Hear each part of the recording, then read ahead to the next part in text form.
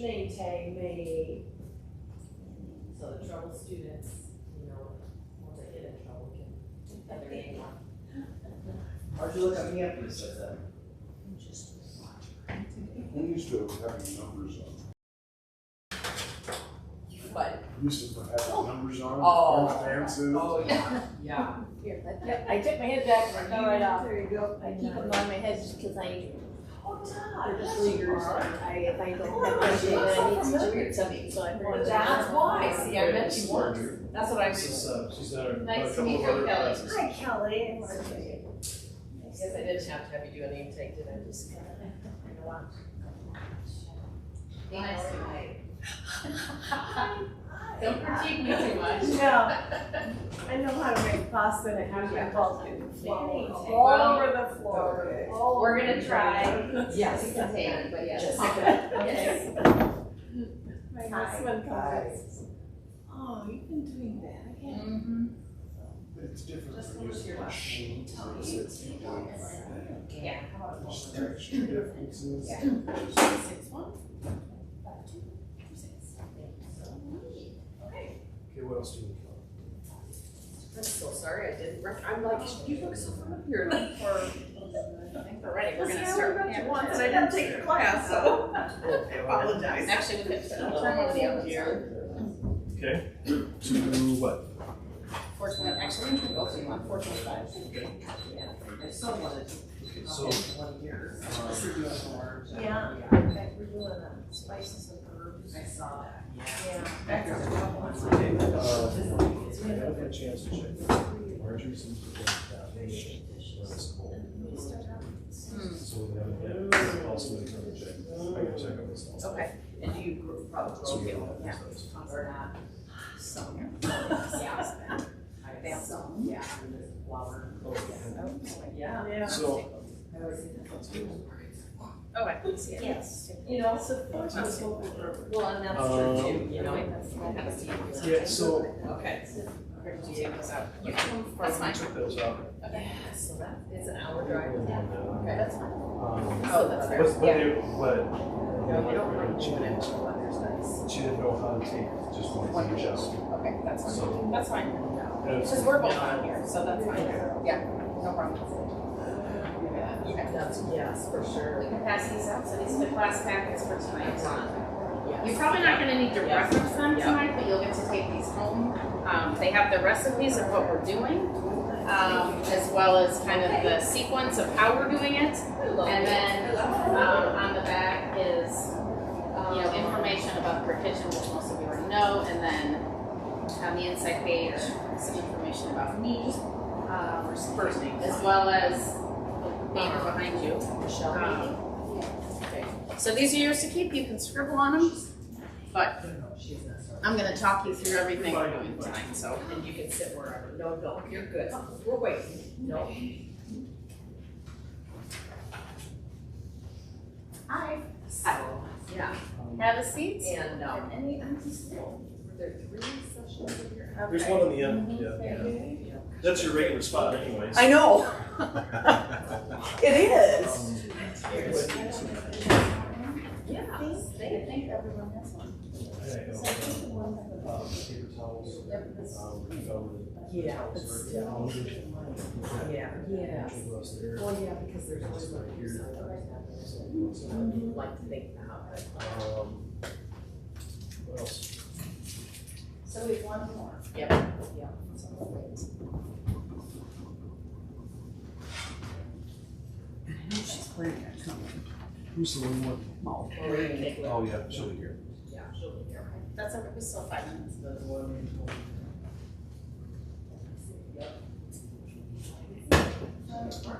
Well, I'm gonna just turn this one on. Yeah, go ahead. Wait. Also, you got We will a probably use this.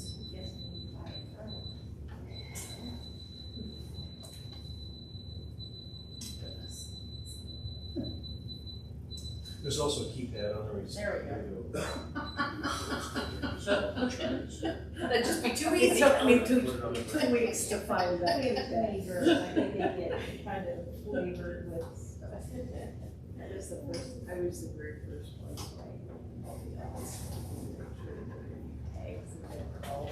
Plastic. They're so clean. I know. They've only been used 3 times. Yeah. Oh, Well, 4. we won't get them too dirty tonight. 4, I used them to, when I did a steak demo on Saturday. I did 2 in a sous vide and then 2 in there with the. Did you hand sear, or did you sear first and then? No, I did reverse sear. Reverse? So I did them in the oven at 275. Good for you. Let you write your name on a name tag as you know.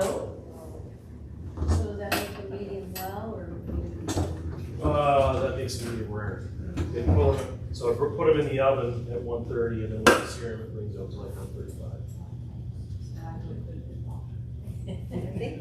Well, that's a neat thing. Are you familiar with what a sous vide is?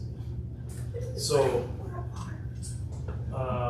we had trouble getting them in, but sous vide is like a water bath, and so you seal up your meat or whatever it is you're cooking in a usually a vacuum sealed bag. And then put it in the water and you set the sous vide for whatever temperature you want to bring it to. In this case, 130 for a steak. And you hit start, and you bring it up to 130, and it'll keep it at 130 for however long you want. Yeah, but usually like meat, you don't want it, probably 4 hours is the most you want to go, but it's at 130 degrees perfectly all the way through. And then you take it out and pat it dry with a little towel, and then put it into a piping hot skillet and just sear the outside, and it's ridiculously tender.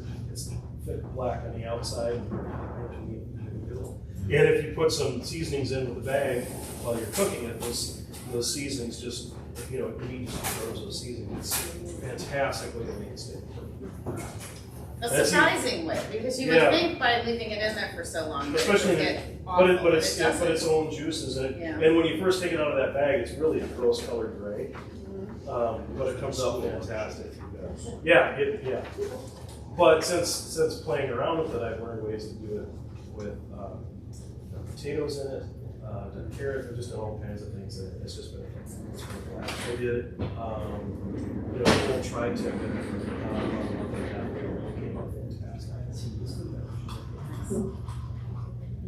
So we have everybody here. We have everyone here. Yay! Well, everyone, welcome. So we got a new chef tonight.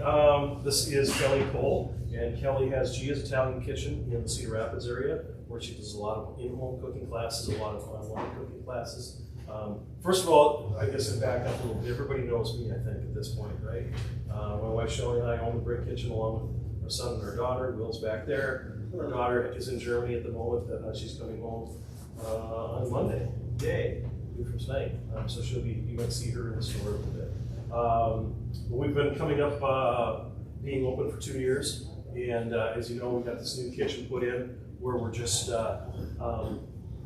Sorry, it's draining right now, so we'll be down a little bit.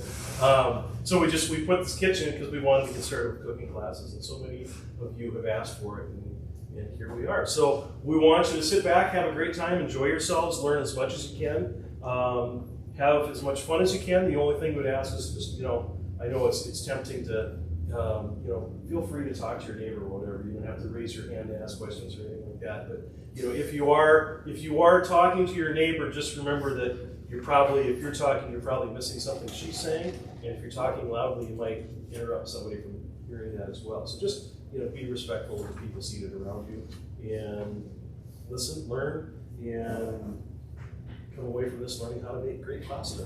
So without further ado, I'll turn everything over to Kelly. Thank you very much. I'm Kelly with Gia's Italian Kitchen. Gia is my daughter.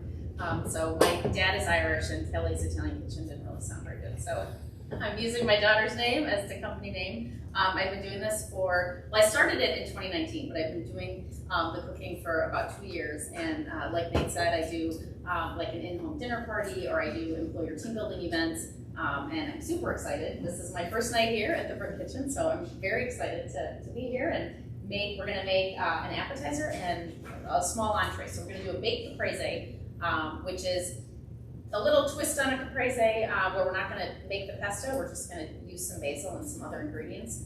So that'll be delicious, and then we're gonna make some homemade pasta, and then we'll eat that at the end with some spices from the Brick Kitchen. So throughout the night, we're going to show you some of the products. You know, of course, we're integrating products, whether it's the cutting board or the olive oil, in with these recipes tonight, so that you know how to access them either tonight or, you know, next week when you are like, oh, I need that thing. So we have the pasta machines here for each of you as part of your class. So we are going to use, I have mine here, and then we're going to use 2 of these here so that you can learn how to use them, but you'll take your own brand new one home at the end of the night. And 2 of you will be taking home a slightly used tonight pasta machine. Oh, okay. So Oh, because these are 2 of Yeah, these. these are 2 okay, that we got got home it. tonight. Okay. Yeah. Okay. And then we have these drying racks. So this is my wacky drying rack. And this is the drying racks that they have in the store. So I think we're waiting on those to come in, right? But Yeah, maybe they'll be in, next week. yeah, we have a fairly large order coming in tomorrow, and drying racks are supposed to be on. Okay, so we'll use them, but if you need one of those, you can come back at a later time. So what we're gonna do is start with the appetizer. We're going to roast some tomatoes, and we're gonna bake the baguette. So if you would like to help, which is kind of the premise of what I do. Like, I don't cater food, I don't come in and like make you dinner. I come in and I actually, in Nate's experiences, we make a dinner party together. So I will be instructing, and if you want to help, I want all of you to help, to cut up or stir or whatever, to make this interactive so that you can feel yourself doing it, you're learning, you're experiencing it, you're not just watching it. So totally up to you if you want to or not. But why don't we start with the tomatoes and the bread? So if I can get 2 helpers, I'm gonna wash my hands, and then we need 2 helpers to wash hands. Who wants to start? Anyone? There's one. What else do you need? You want to help? Okay, let's wash hands. I think I did my best. It's not too hard. Yeah, that's right. It's not too hard.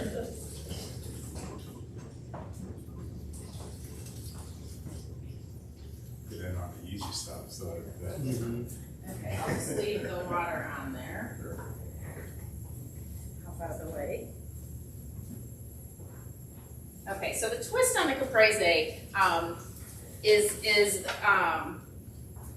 kind of, well, I'll give a secret, because the class for June, we're going to do another pasta class, which is also sold out, which is super cool. But for July and August, we're going to make 2 different kinds of pestos. So that'll kind of be ripe time for your basil to be getting picked before it starts getting burnt by the August sun. So here's the garbage. So I didn't want to make pesto tonight, because we're going to make pesto in a future episode. So that is why. So you want to do the bread or the tomatoes? I can do. Okay. Okay. Let me get you a bread knife. Actually, it's right here. Oh, okay. Okay, so what we're going to do with these, we're probably going to use this whole loaf so that everybody can get at least two bites of the appetizer. And we're going to slice these, I'm going to cut the end off.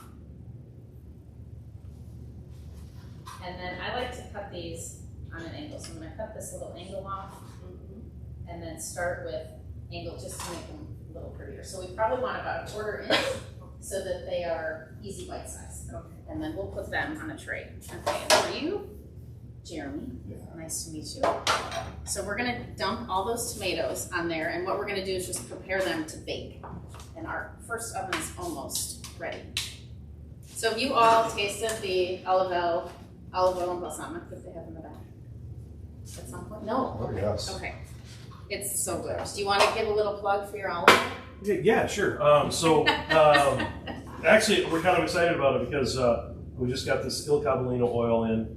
It's something we've always carried, but just within the last month, we got the newest batch. So this was actually pressed in October of 2022. So this is about as fresh olive oil as you can get. Very high quality extra virgin olive oil from Olive Valley, who of course supplies all our balsamics and our vinegars. I think if you've been here before, most everyone knows the dark barrel aged. This is a 6-year barrel aged balsamic vinegar. It's actually reduced naturally, so if you cook with it, you don't have to reduce it because it's reduced in the barrel. That's why it's so much thicker than Yeah, it's almost like a syrup. Yeah. It's so thick, Yeah. and it's and It's everybody I've talked to says that is the best balsamic Yeah. they've ever had, and put two real high quality ingredients. And it's kind of along with our philosophy. It was like quality in, quality out. Yeah. And if you start with a high quality olive oil, high quality balsamic, and high quality ingredients, it just lifts up your dishes so much. Okay, so Jeremy? Balsamic last. The balsamic probably lasts about 18 months to 2 years. The thing is, real quickly, you want to keep it in a dark place. You don't want to let heat and oxygen get to it, so you just keep it in your pantry, but you don't have to refrigerate it. And a lot of people think you have to, keep it whatever. If you do that, there's a bacteria in there. The Italians call it mother, and if you get it below 50 degrees, you'll kill the mother, and then you ruin the salmon. So you don't want to put that in the refrigerator. Okay, so let's take the olive oil and we're gonna generously drizzle. So we're not gonna cut these because they're gonna bake and they're kind of gonna explode in the oven, which is perfect because then they'll explode and then they'll kind of shrink and they'll get kind of pruny, and that's gonna be the top of our appetizer. So it'll be a nice bite and they'll soften up. So we don't need to cut them. So you can just give them like a little toss, a little stir. Yeah. Okay, so let's get all those guys in the middle. So they're in with the olive oil. Okay, then we're gonna do some garlic powder. Yeah. So just give that a generous shake. And then this cool contraption is the salt and pepper shaker. Let's see if I can do this. This is Nate's. Okay, so this clicks on. Nate. Yeah. How do you do it? Okay, remember you gotta line this up with the opening I there. thought I did. Push down. Well, Okay, there you go. lots in. Did you press a button again? No, it just went.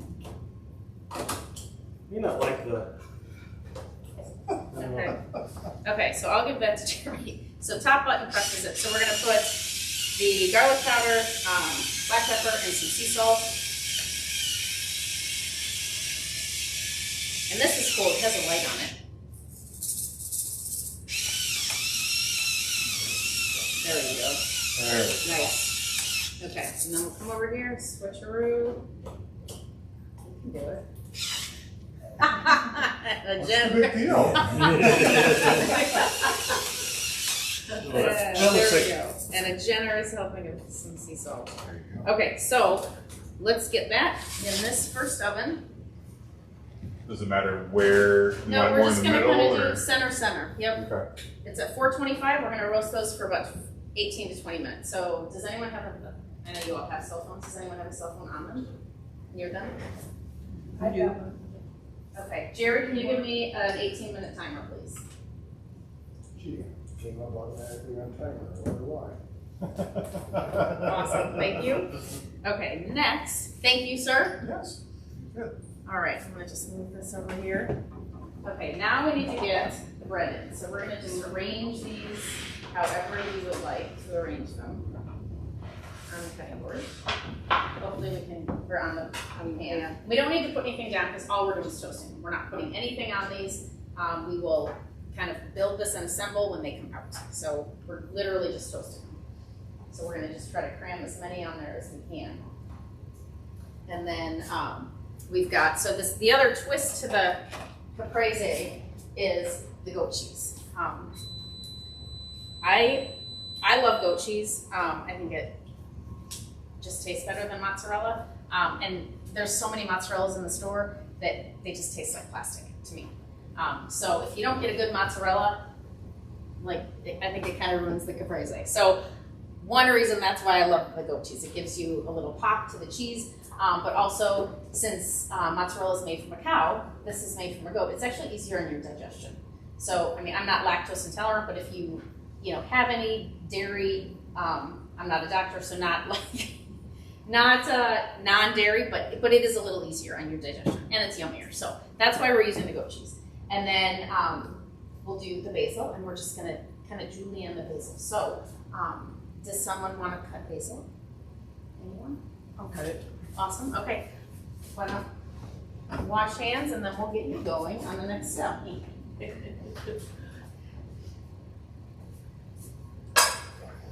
Fabulous. Okay, and this one's ready at 425, so we're gonna put these in this oven and get these toasting. And I'm just putting those middle. What are you baking that at?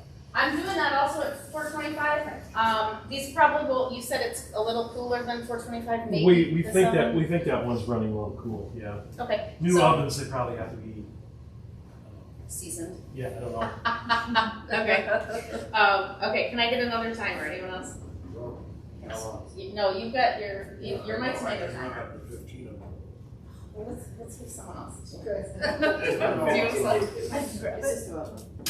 So let's go over here. Yep. And what we're gonna do, You want 15? 7 actually. Thank you.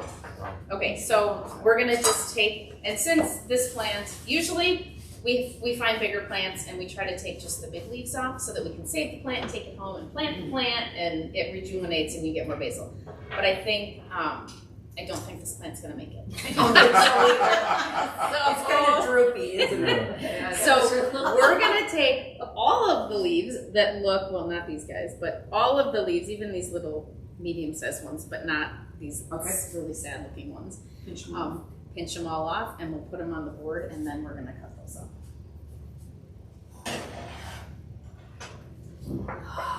I know, it's amazing. So yeah, just to tempt you for the next class. So one of the pestos, it's a classic basil pesto, but with a little black pepper and a little lemon. And in that, we're gonna make an Italian farro and vegetable salad. So that's delicious. It'll be a really nice summer salad. And then kind of as we ease into fall, I have a twist on, I just call it fall pesto, where you take the cheese out and you add maple syrup. And then you replace In your pesto? You replace the pine nuts with walnuts. And so it's a maple walnut pesto, and then we'll serve that over butternut squash. So it is delicious. So we will have kind of, I think what I'm gonna do is 2 teams, and we're gonna have a competition. So we're gonna divide the 8 or however many. I think we might do it up to 12. We made that when we cooked together, Yeah. and it was phenomenal. Wow. It's I know, it sounds weird, right? It sounds But it's good. delicious. So we'll have a little pesto making competition there. Okay, and if anyone wants to take the basil plant home and try to revive it, I will put it over here. You're welcome to do so. There you go. This is not a good weekend for buying basil plants. Well, you know, it's been so chilly at night. I'm still covering my basil because I was like, I want to plant my herb garden, and so I planted it a couple weeks ago, and I've had to cover them all because it's been in the 40s, at least down in Cedar Rapids. Is it colder up here? Yeah. Probably a No, little it's bit. about the same. Okay. So theoretically, we should be able to save these guys, but we're not going to this time. Okay, so I had a question for you on the olive oil. Okay. To tell them. So when you're over in Italy, and this isn't a requirement in the States, but if you're looking at labels, do they have that acidity level on the olive oil? Because over there they say 0.8 for the acidity level of the olive. You know, if you think of a vineyard, you know, you're making wine, they're very selective on the grapes. If you have crappy grapes, you're gonna have crappy wine. It's the same thing with the olives. They harvest the olives to crush and press, and there's good ones and bad ones, right? And ones that are overdue or perfectly ripe, but they use that acidity level, and I didn't know I don't see it here. if that, because if you're at the grocery store, most of those brands are not gonna have that on there because they're not. Well, most of the brands are refined olive. Yeah, right, and they've been heated and blah, blah, blah. Have all the good stuff together. Exactly. It should taste like an olive, right? You should taste not any chemicals to it. Okay. So the next thing that we did is, and I did this, well, I got help from, what's your son's name? Will. Will. Thanks, Will. He helped us. So the garlic. So the garlic is part of the next piece of this appetizer. So hopefully, do you guys all really love garlic? Okay. Okay. So these are whole garlic. What we're gonna do when the toast comes out is we're gonna rub the raw garlic on the toast, and it's gonna make this appetizer just really pop. But you'll taste it, so I'm glad y'all like garlic a lot. You just rub it on? We're just gonna kind of scrape it, yeah. You can cut it in half to open the juices and then scrape it, but we've cut most of these to get the skins off. So we're just gonna start rubbing, and it's amazing. How are you doing with your basil? I think Deb? I'm doing okay. Okay, so you're kind of julienne cutting, right? Okay, so what does that mean? So I roll it. yep, so you can kind of stack them. There's really not a whole lot of magic to it, but you can kind of stack them up. You can stack like 6 or 8 too. And you're rolling it. Can we do the shopping? Yeah, and then, yep. Turn back here. Oh, of course. I was telling Nate, I've been plugging his knife safety class, because whenever I'm cutting in a class, I'm always saying, watch your fingers doing this. Oh, and by the way, if you ever heard of the Brick Kitchen, they have a knife safety class, which I should take. Okay, so you're rolling it, and then you are cutting it, and then it turns into these super cool little strips. So that's all it is. That's all she's doing. But it's beautiful when you have those to sprinkle over something. Okay, so the garlic, that's what we're gonna scrape them. Now, we bought just garlic and whole heads, so we had to take those off. But if you're at Hy-Vee or Costco or Sam's, they have bags of these pre-shucked garlic. I love buying those because I hate doing what we have. I hate doing that. But what's awesome is you can put these, if you have, so this is a large Cuisinart, if you have a little Cuisinart or a little blender, Ninja something, I'll take that whole bag of garlic and dump it in there to do a quick dice, and then you can put it in, not this jar, but like a bell jar that's a freezer safe. Fill it up with olive oil. It'll keep in the freezer for 2-3 months. It'll keep in the fridge for 2-3 weeks. And then whether you're making, an appetizer or you're making a stir fry, you've got instant garlic to scoop out and put in your pan. So that's a nice, easy, just tip to not have to do the garlic shucking every time you're cooking. So anyway. And it stays how long in the freezer? The freezer, easily 3 months. The fridge, 2 to 3 weeks, because it does start to kind of get acidy. So yeah, I would say 2 to 3 weeks in the fridge. But I've kept mine in the freezer for probably more than 3 months, and it's been fine. So you chop them up, and then you put them in the jar, and then put the olive oil. And you fill fill oil. Just to the top, and stir it so you're just barely covering the garlic. And those little bell jars are freezer safe bell jars. They're great with the screw tops. Okay, so we're gonna check our. Let's see. I'm gonna do. I think I agree that it might be a little cold. Could you give me 2, Jeremy? Could you give me 2 more minutes? Sure. Yeah, they're almost. They're lightly toasted, but since we're going to scrape the garlic, I want them to be a little tiny bit more than lightly toasted so that we can, look at you. There. Perfect. Thank you. Oh, I learned it in class. Okay, so I'm just going to put these clips on this plate so we can get it up. Okay, so who wants to help scrape the garlic onto the toast? Because that'll be out. Why don't you guys head over and wash your hands? You're welcome.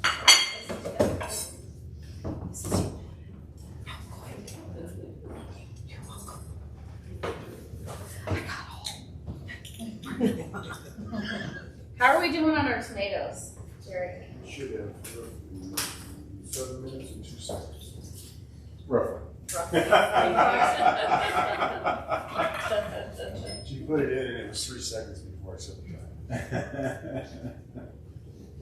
Okay, so while we're waiting for the toast to come out, this is my Cuisinart. We're gonna do the pasta making in 2 different ways. So my mom and grandma always use the Cuisinart just because it's really quick to get the dough going, and then to use the machine is really the art of making the pasta. But we are gonna do the volcano so that you can feel that, because really this, in my opinion, this is the important piece of the making of the pasta, because you can do the volcano and then you can come over here and you can roll it out.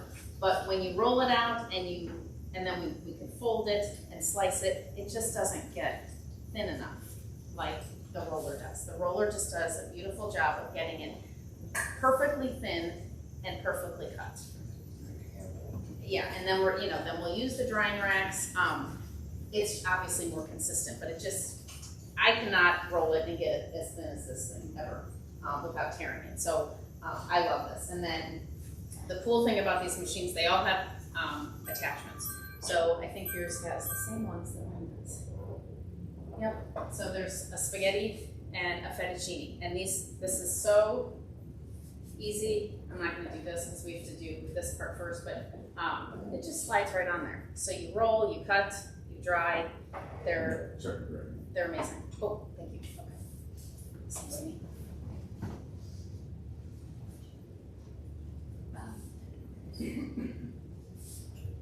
Okay.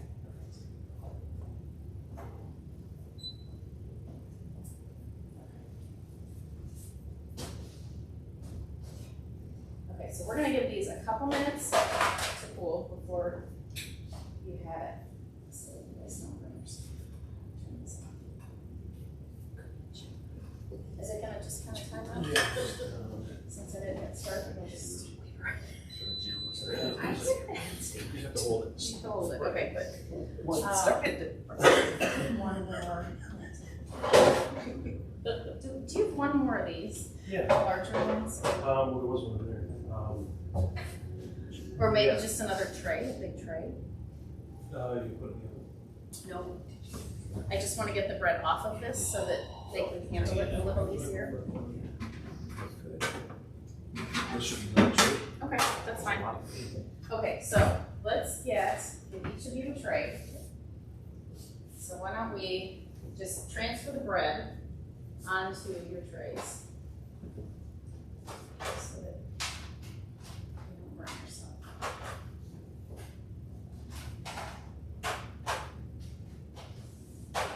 And we're doing this first so that you guys can eat a little something before we start making the pasta.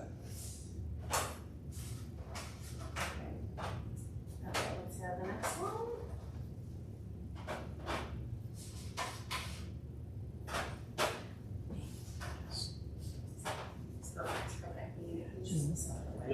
Okay, so one of you can come here, and the other one can come over here. You can just plop down right there. So what we're gonna do is take the garlic. So you each have a bowl of garlic. And if, like this one, the top isn't off, so we do wanna cut, the little stemmy, we wanna cut that off. So let me get you a little knife. But since some of them were cut off so that we could de-shuck them, you can start rubbing with that. Doesn't matter. It doesn't matter, but you're gonna get more of the garlic juices on the cut end, so, and you really only need like 2 strokes per surface area. And then you're That good. was gonna be a little strong. That was gonna be strong. That one over here, somebody Yeah. really likes He garlic. likes garlic, get that out. Yeah, perfect, like two rubs on each, you wanna cover it, right?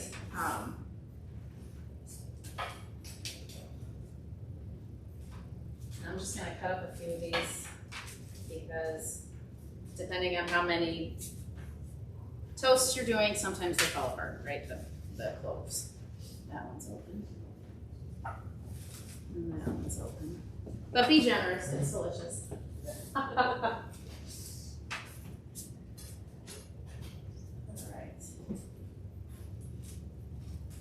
Then we'll do the goat cheese.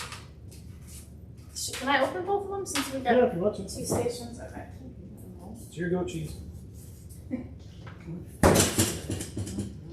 So you can use, like there's chive goat cheese, and you can use a flavored goat cheese if you want. It doesn't really matter. This is just the plain. Thank you. All done with the garlic. Yeah, you can stay and do this portion if you want. Yeah.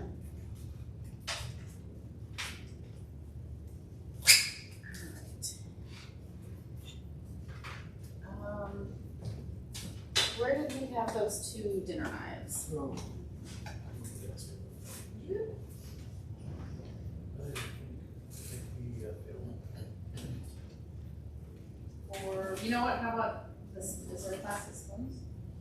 Or these little spoons, you know, let's use this, we'll use the back of the spoon, no problem. So we'll just scoop it out, you're just putting, you know, the spread, layer spread, of the goat cheese, yep, sorry, no. That's okay. Yep, that will work fine. So I would be generous with this because it's gonna be delicious, so get a nice spread, of the goat cheese over the toast. More, oh yeah, more. More, a little more. Sure, yeah, we can try that. Oh, that might work better. Yeah, I'll trade you. Oh. Awesome. How are we doing on tomatoes? 10 seconds. Sweet. Okay. So we get the hot pan. And can I just stand in front of you here? Oh, those look amazing. Okay. And this one. I got it.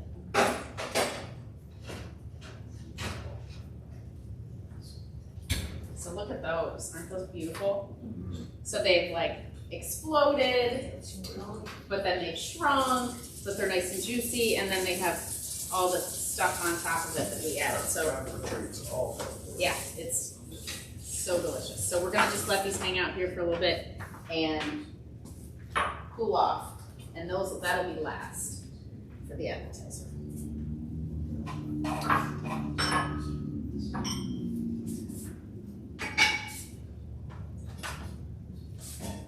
Okay, perfect. Oh, yeah, that's great. No, that's perfect. I love the goat cheese, so I'm like, just load it up. There, get it on right there. And then we'll let you guys eat and just stand up and take a 5-second break, and then we'll do the pasta. But I want you to enjoy the appetizer too. Okay, so we've got the toast, the garlic, the goat cheese. Then we're gonna take the basil and we're gonna sprinkle the basil on there. Little olive oil, little vinegar, and then top of it tomato. Okay, so I'm gonna take some of the basil. Just come behind you here.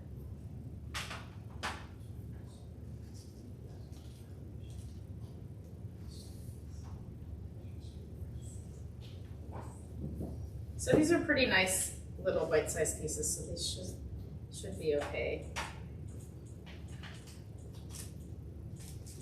for 2 bites out of each of these.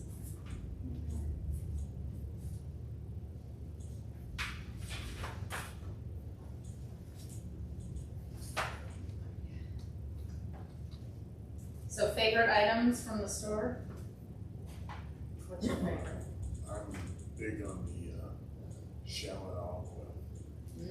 What do you make with that? I pretty much use it for everything. Meats, I vegetables? mean, I like any flavor. And that's what I'll be doing with Taiwan Farmers Market, trying to like rams. Oh, nice, okay. I love rams in the spring. We just had Cedar Rapids had the Hobie Day. And like, I couldn't find a morel mushroom, like, no one had any. Really? I know, I'm like, isn't this the Hobie Festival? I don't have the, I don't know why, I don't like the morels. Oh, you don't? Really? No. Oh, I love the morels. That's, Oh, I love them. Okay, excellent. Why don't you go ahead and wash up, or you could, yeah, you know what? Let me pick up that so you don't. You know what, I can get that, yeah. Thank you. So one of the mutual friends that introduced me to Nate and Shelley, I don't know if she made it or if she just told me about it, but the blood orange olive oil, she put it in a brownie mix. Yeah, a lot of people do that. It's a very So good, really. Yeah. very moist. Yeah. Yeah. Isn't It's that- actually most brownies are good as soon as you bake them. Those, when you do with the blood orange, are actually better the second day. How much do you put in it? Just whatever it calls Yeah. for, whatever the, Substitute? yeah, just whatever the, it's just a cheap box of brownie mix. If Yeah. it calls for a third of a cup of cooking oil, use a third of a cup of olive oil, flavored olive oil. Yeah. Some of the olive oils over half that photos for orange can be a little overpowering. So I'm just going to go to see what's going on. Absolutely. You're allowed. Can you see on the screen from the back? Yeah, I can. Okay. I just can't see Oh, what's good. going on that. Yeah. Okay, I might need to steal a piece of basil. This is almost Smells good here, by the way. cut of basil. It's not good. It does smell good. It's kind of getting robbed. Let's see. Okay. So we are going to take a drizzle of olive oil and a drizzle of balsamic.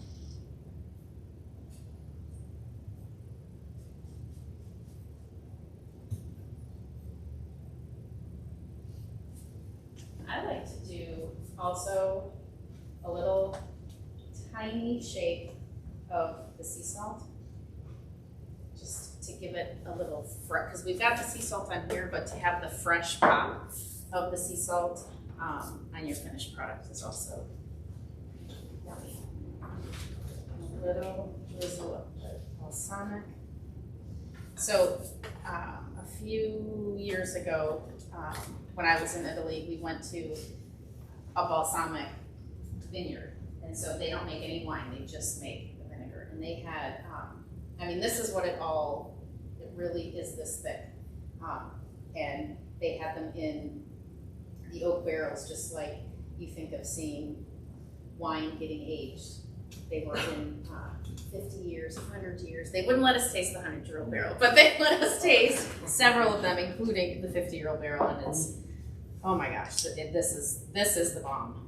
Okay, tiny shake of the sea salt.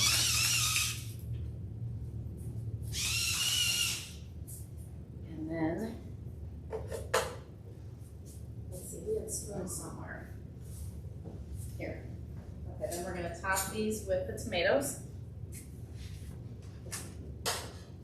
I don't think, yeah, I think we're gonna have to do one.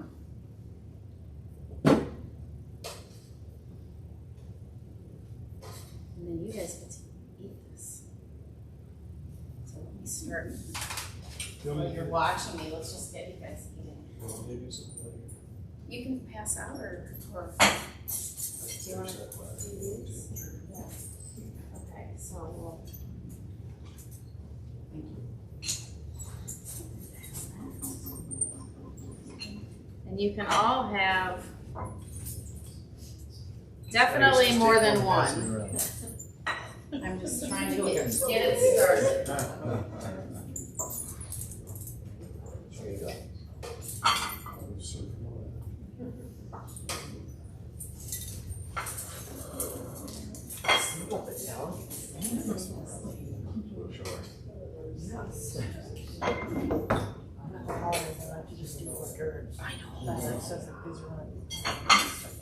I love doing, yeah, just a whole dinner party of appetizers. Manja, manja, manja. My grandfather used to say, manja subito, which means hurry up and eat. It's not just eat.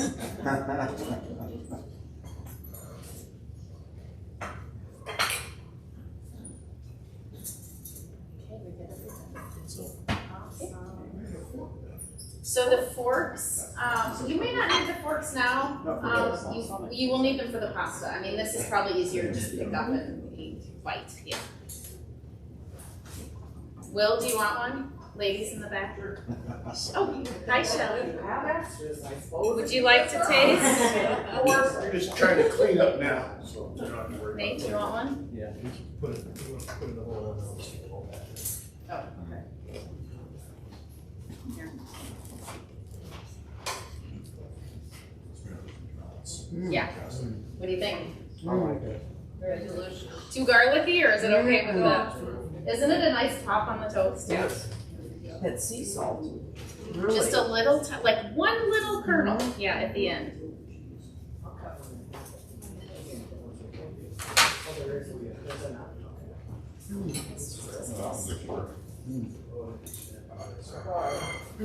So do you think you guys would remake this? It wasn't, that wasn't hard, right? That was super easy. But a twist on a caprese that,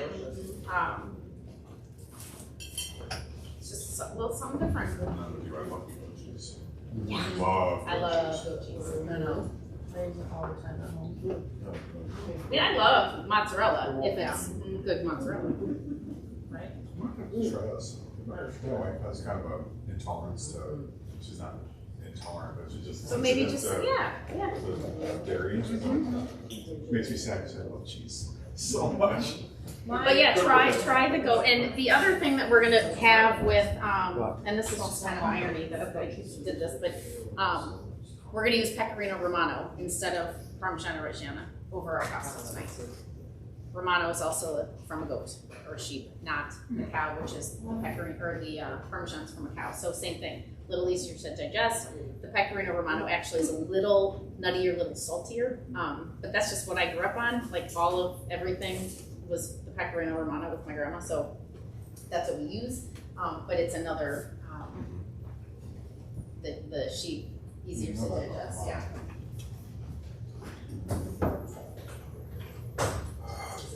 Hey, who wants another one? Yes, please.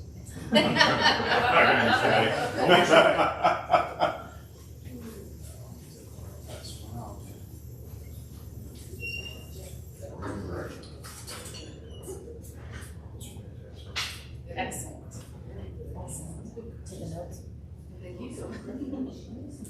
They are. Anything red, white, and green. Yeah, just beautiful, right?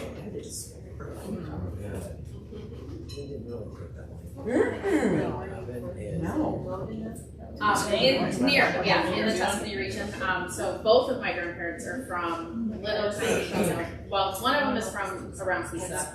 The other one is a little super tiny town up the mountain, kind of northeast of Florence.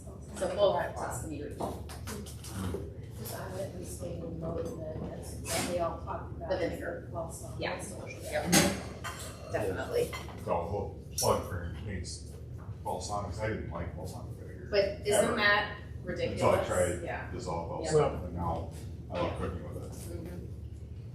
It is phenomenal. Yeah, I mean, if you think of what get that other stuff, that olive oil that you showed me. This one? Yeah, I mean, look at this compared to this, right? The color, and Well, this is, all these adjectives on here, extra light, robust, like. You shouldn't have to describe it. Right. Be good. if you Extra virgin olive oil. so if any of you have done a group tasting here, when we do a little olive oil 101, there's three types of olive oils. There's virgin, extra virgin, and what's known as Levante oil. Levante oil is the worst of the worst. It's after everything else has been picked and made into oil is Levante oil. That's what they use to light, Aladdin's lamp. They would light. Yeah, it's the pits, the overripe, underripe, everything. But they would use it to light lamps. They'd use it to grease axle wheels, for carriages and stuff like that. Well, then we had electricity and we had batteries, we had plug-in lights. You didn't need all that. We had petroleum. You didn't need all that Levante oil. So what are you going to do with it? Well, somebody found a way to refine it, process it, heat it, boil it, stir it, add a little bit of extra virgin olive oil to it, just to maybe give it some flavor, and then sell it to Americans as extra light. That's the honest to God truth. And if you look at the back of this, well, first thing, Levante oil is unfit for human consumption. It's borderline poison. But if you refine it, and if you look at the back of this, the very first ingredient is refined olive oil. So if you're buying this, what you have in your pantry at one point was inedible for human consumption, designed to grease axles. And this is what they tell you, it's extra light. It's good, you put it on your salads, you cook with it. Now, as far as, you were talking about balsamics, Jeremy, I think you didn't like them.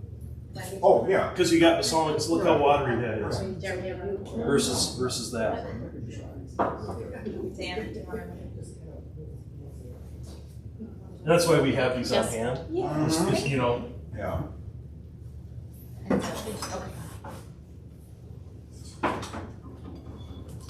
had all four schools. Right. Okay, who wants to make pasta? See, this is gonna tide you over, right, while we're making the pasta? A little something in your belly. Okay. I don't need any of this anymore, so if you want to, that would be I'm awesome. just gonna take it away. Okay. Okay, we don't need vinegar. We need the olive oil.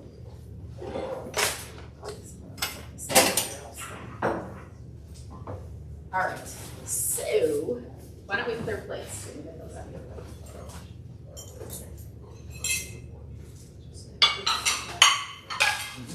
And if you want, why don't you give me your green napkins too? Then we'll give you green napkins so we get all of You just put this the plates on the top. out of the way. There you go. There you go. All right. And on top of it. Sorry. Oh, thank you. These clean, dirty. Yeah, clean. So it goes right there.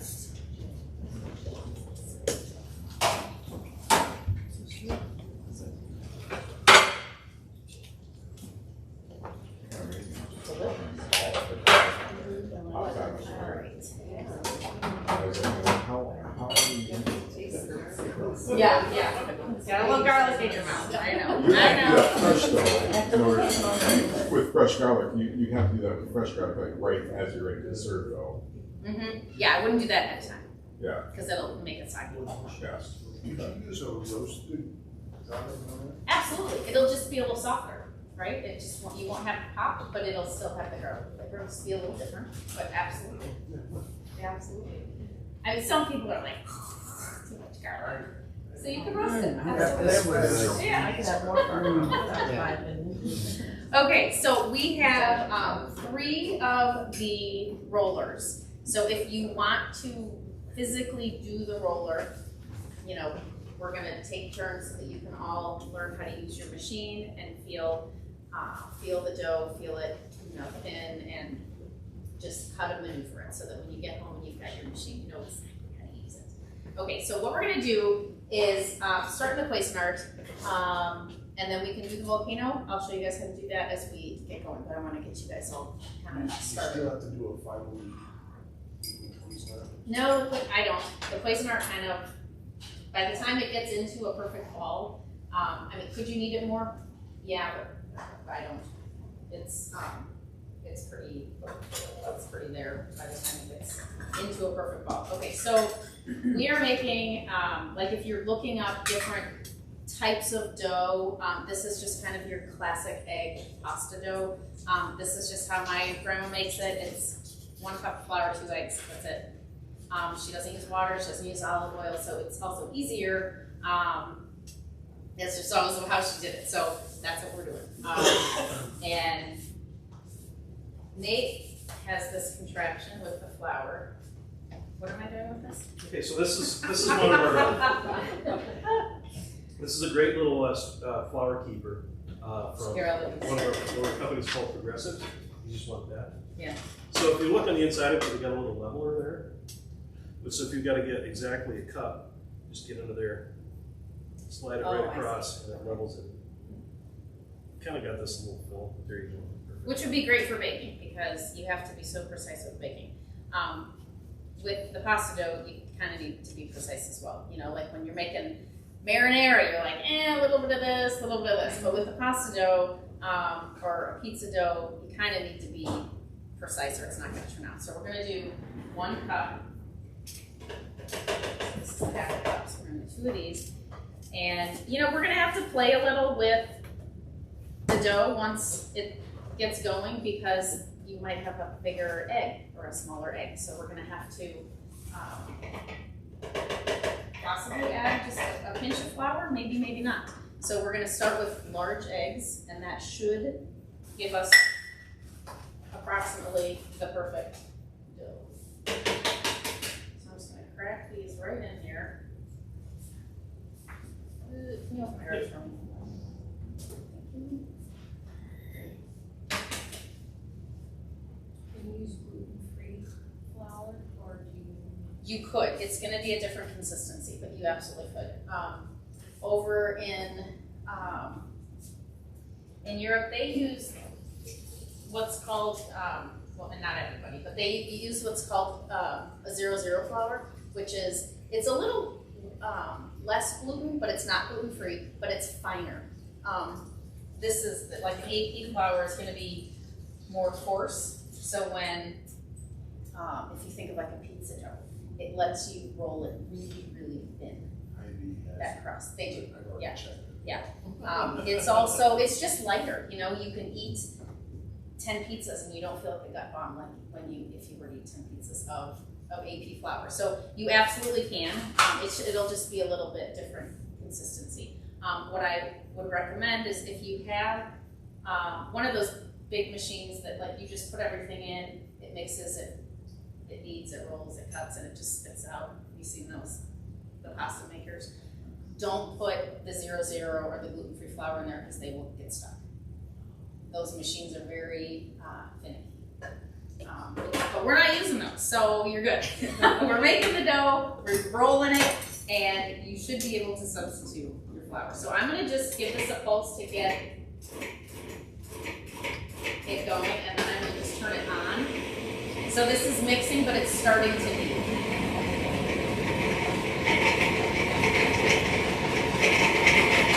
And then it's in a perfect ball, so that's why I love doing this.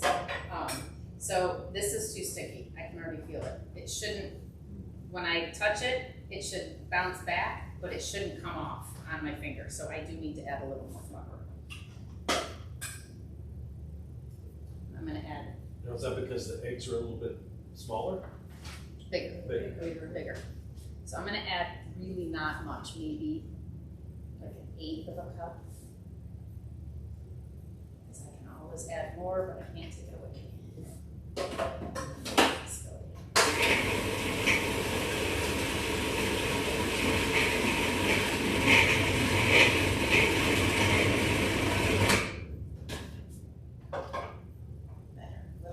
little more. So did you guys see how I'm testing that? Where if I'm pushing in, it should bounce back without, like I'm having to pull my finger out, and it is still a little bit sticky. So the other way we do this, yeah, if you guys want to come over here, you can. When we do it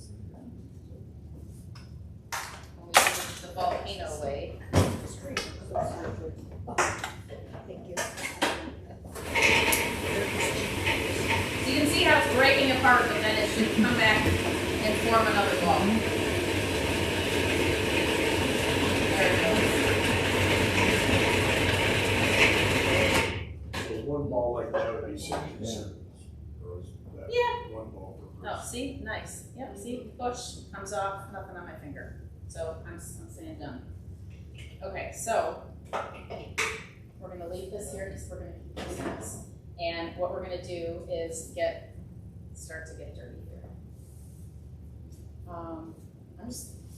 You okay if I do this on a counter? I always do this on a countertop instead of a Maybe just take all this. Yeah. Okay, so I'm just going to put a little bit down. Sorry. Gosh, I wonder why. Okay, so we're going to put a little bit on here, and this is, I guess, where a little bit more of the kneading comes in, but not much. So we're going to just get a little bit of flour on the outside. This is just so it doesn't stick. And then we can fold, roll a little bit. We don't want to get too much flour in here because it's going to incorporate it and then it's going to get too dry. So I've got flour here, but I'm really just using it to not stick, and I can feel it not stick, so that if I feel it, I'm going to add a little bit more, but I'm not going to keep doing this because I don't want to dry it out. Could you start both of those actually, the water, because that's going to take a little while. So what we do, and I need a clean kitchen towel if you have another one. Yep. And if you could sprinkle a little bit of water onto there. So this is also just kind of what my grandma would always do. So what we're going to do is we're going to cut this into 4 pieces. Define sprinkle. Barely wet, but not sopping, but not even wrung out wet.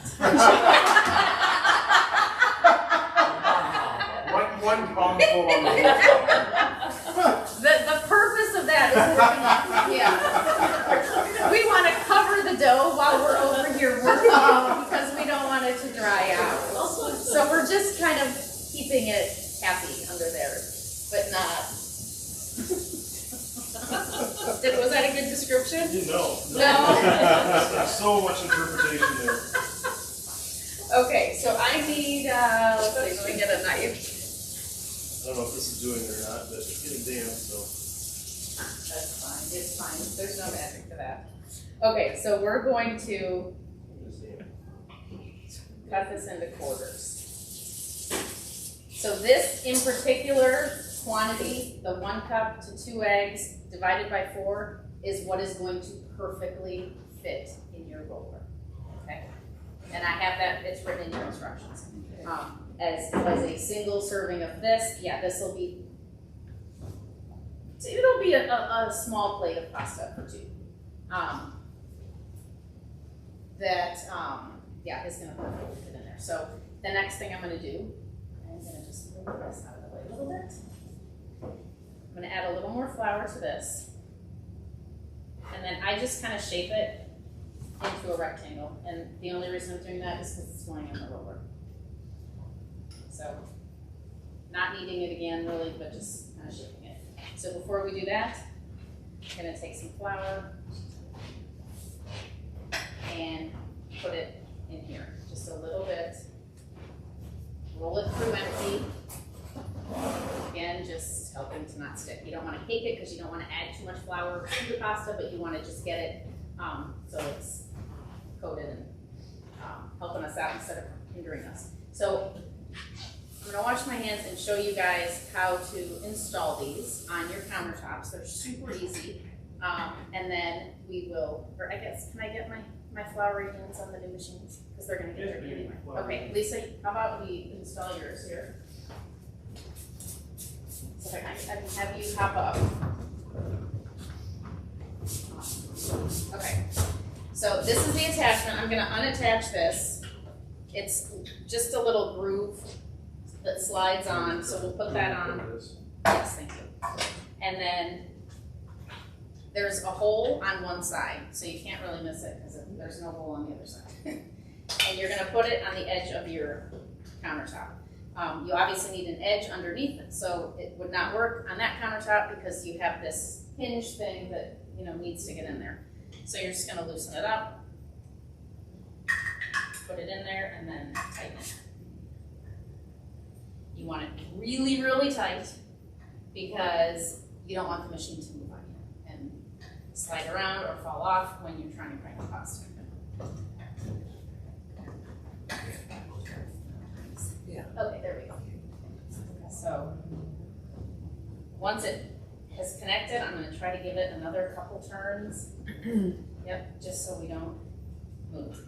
And then this is your crank. This thing fits in both this and the attachment. So it just slides right in there. And then let me show you. It's got, see how there's little grooves on the side? So that should fit right, just kind of feel it in there. And then it goes right in.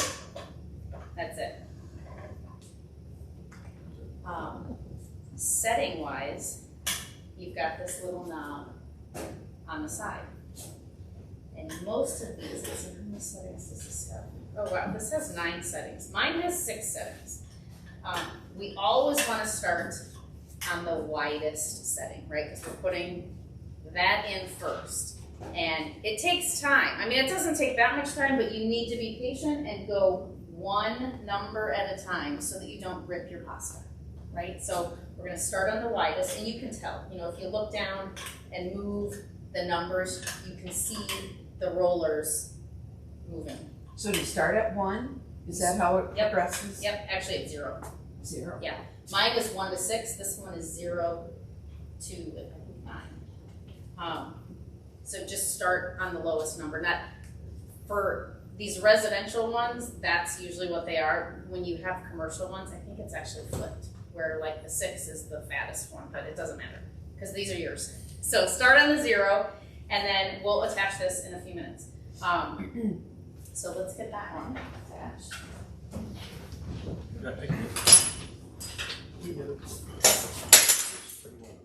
Here in the end. Yeah. Okay, so Lisa, why don't you take a little bit of the flour, just a little with your fingers, put it in a roller. Yep. And then roll your, now let's do it again. So maybe I would call this seasoning your pasta roller. Perfect, okay, so it's ready. And then Deb, I'll give that to you. You can do the same with your roller. And then I'm gonna start. So we're gonna take the one. And again, if you feel any stick, Yep, that's zero. just add a tiny, tiny bit And she said, of flour. right?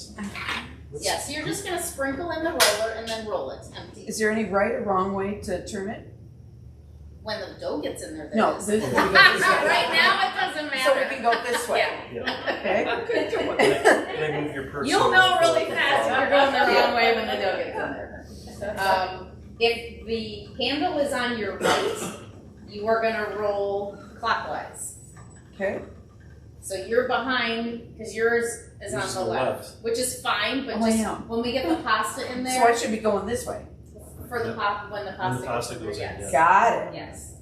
Okay, so I'm gonna And you can take see my which way the rectangle, roll I'm is going, starting. 'cause you So wanna- I'm you on wanna 0 roll the pasta or 1. like that. Oh, sure. And you're gonna do this kind of quick and then stick your hand at the bottom and catch it. And then it just gets a little longer, a little thinner. And then we're gonna go 1, and this still feels okay, so I don't need to add flour. And then we're gonna, She's cranking. and I'll one at a time.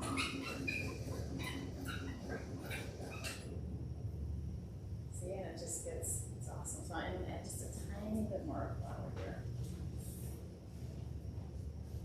It's starting to get a little sticky. Tiny, tiny, tiny bit. And I just don't want them to get, I don't want them to get hot. So just a little light dusting is fine.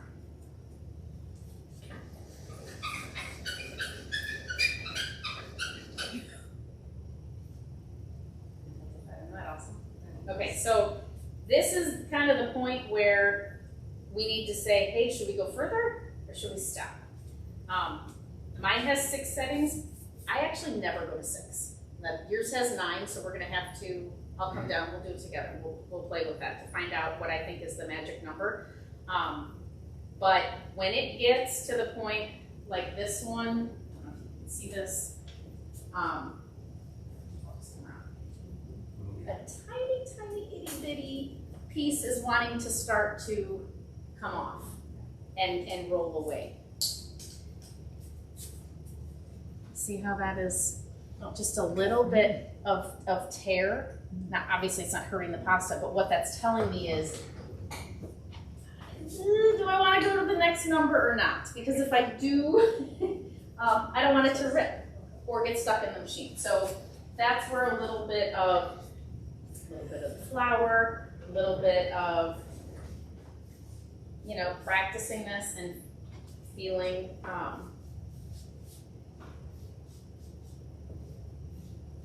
feeling it and just getting used to your machine, right?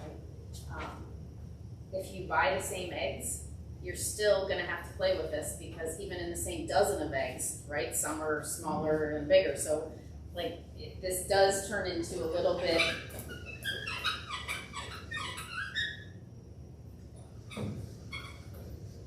sweet, right? No rips. So I'm gonna stop because I don't want this to rip. Now what we're gonna do is go right into, I'm just gently folding it, we're gonna go right into this because then we can just put these right on our rack and then move to the next thing. So again, you've got these little grooves, they fit right on, and it just slides right on, that's it. Then so the part that's attached to the island, obviously we don't need to touch this at all. All you're doing is taking your crank and switching it. So you've got a hole on the right side. So again, no holes on this side, yes holes on this side, so it should be pretty obvious how to get that in. You can do the fettuccine or the spaghetti. So I'll just start with the fettuccine. Just put it in the same way and start going. And look at that. Like, how cool is that? Whoa, getting too excited. Look at that. How easy is that? It's awesome. These machines are amazing. And then we're just gonna come over here and space them out a little bit. That's okay. They do that.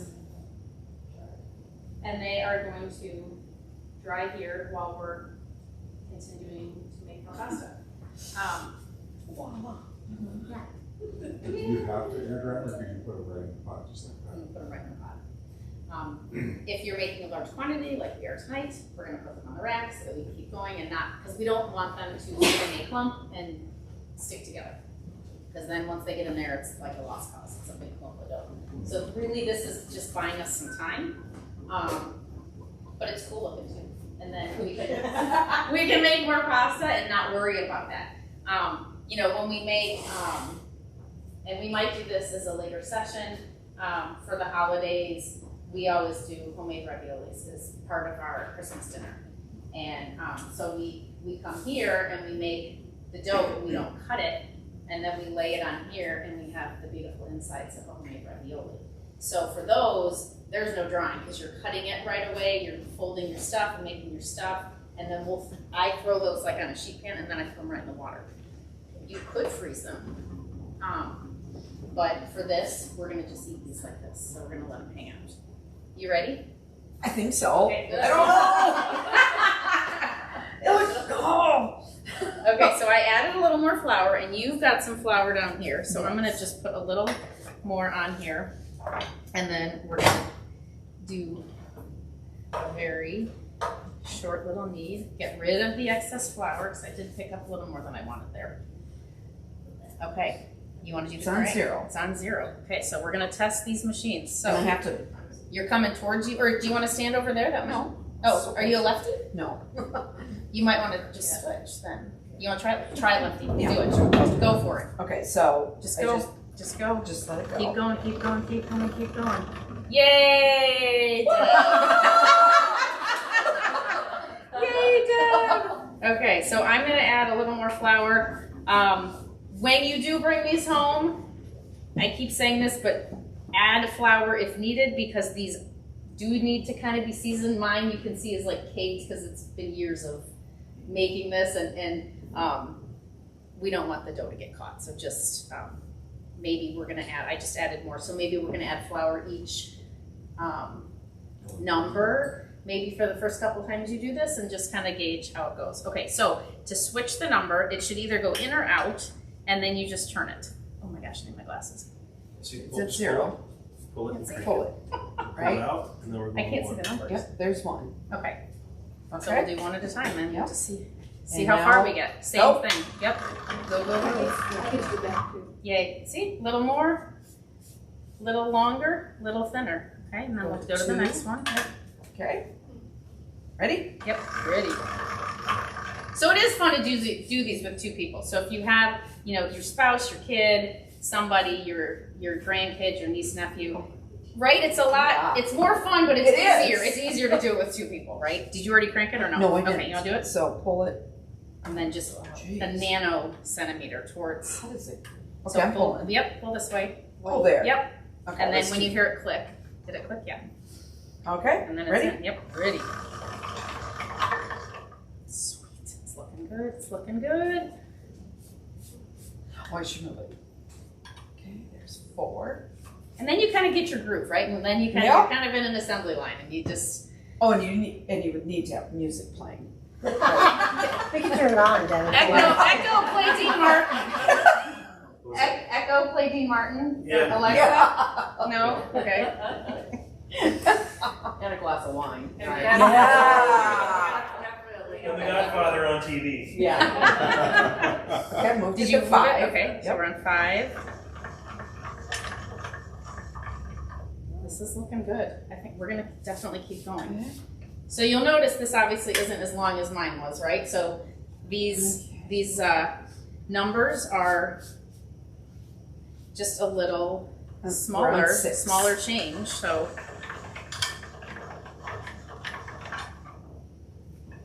nice. I still don't see any tears, so we're gonna do another one. Because that's your clue to. It kind of is. I mean, if you see one little snag, like I showed you guys, that's kind of your cue to say maybe one more, maybe not, but probably not two more ever. All right. Once This is you 7. This is 7. Okay.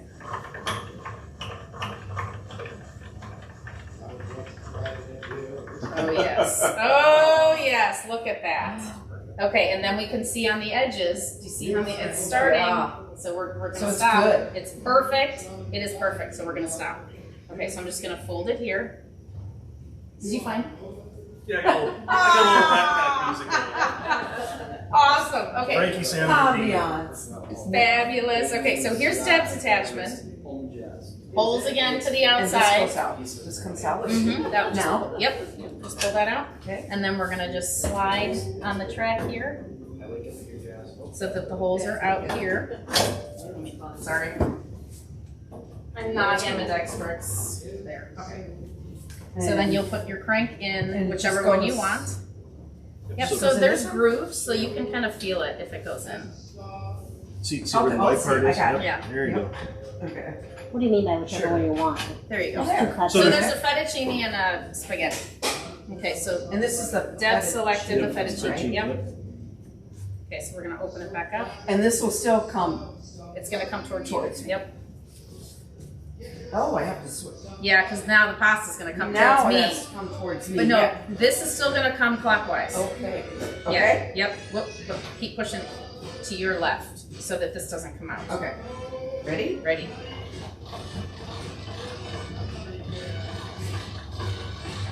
Here it comes. Cool.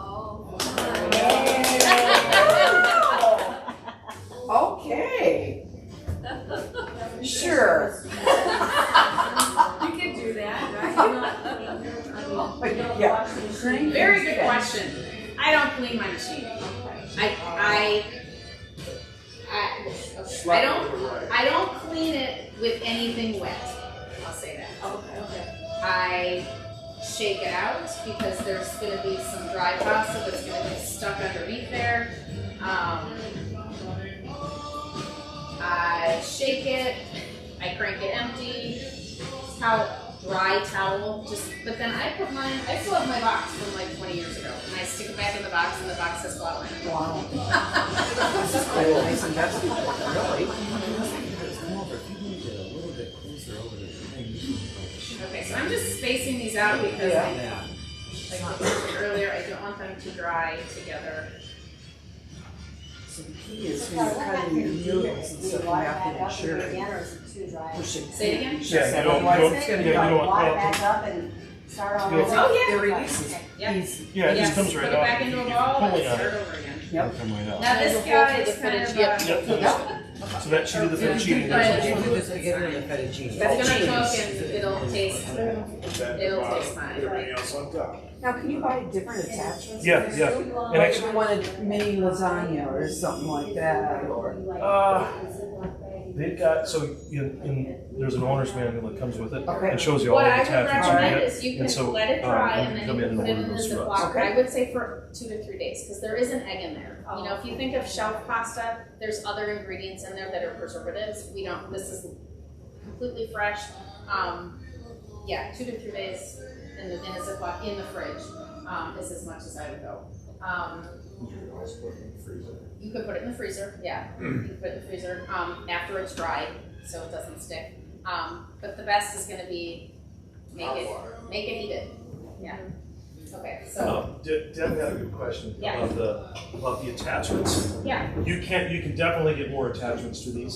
So you can Okay. make all kinds of different types of pasta. And there's a little owner's manual that'll be in the box, and it'll have all the attachments that you have to go to find the English part of the owner's manual. It's like 14 different languages, but they have all the information in there. And the reason why we selected this one is America's Test Kitchen for 8 years in a row says this is the best pasta maker available. Except for mine. Well, except for, well, it's not endorsed by Kelly. I'm so, kidding. you know. I'm totally kidding. And we did ask around. We're part of a buying group, and everyone in our buying group just raves about this. It's just a great pasta maker. So I've had mine for a lot longer than 20 years. They last forever. They really do. My mom has had the same one, for probably 50 years. The same crank. Like, they don't break. And we make pasta all the time. But she never gets it wet. She never gets it wet because that will, I don't know. Yeah. I mean, she never, ever, ever gets it wet. And it's lasted forever and ever and ever. Okay, Lisa, you ready? Do you want to hold or crank? How about you crank? Because I want you to feel the machine. And it really cranks easy. Yeah, so we're starting on 0 again. You did your seasoning and flour, so I'm gonna do this and then I'm gonna catch. Okay, so you're gonna come, clockwise come to me. Whoops, I'm sorry. Actually, no, we're not the same side, it's okay. Will that work if you cover? Okay. Add a little flour. So pull out, pull towards Nick, and then go just one number at a time. Okay? Perfect, looking good.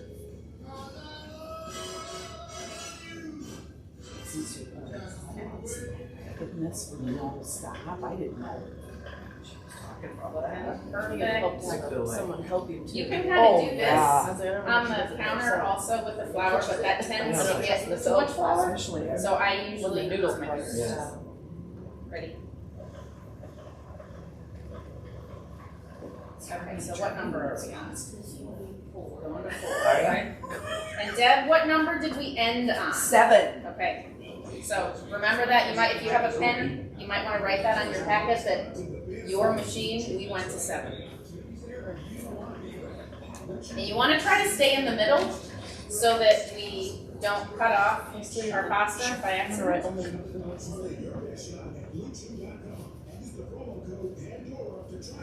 Okay, so this is 6 or 5? Oops. 5. Yeah, just push it over again. That way, yeah. No, yeah. Go ahead, there you go. Fabulous, looking good.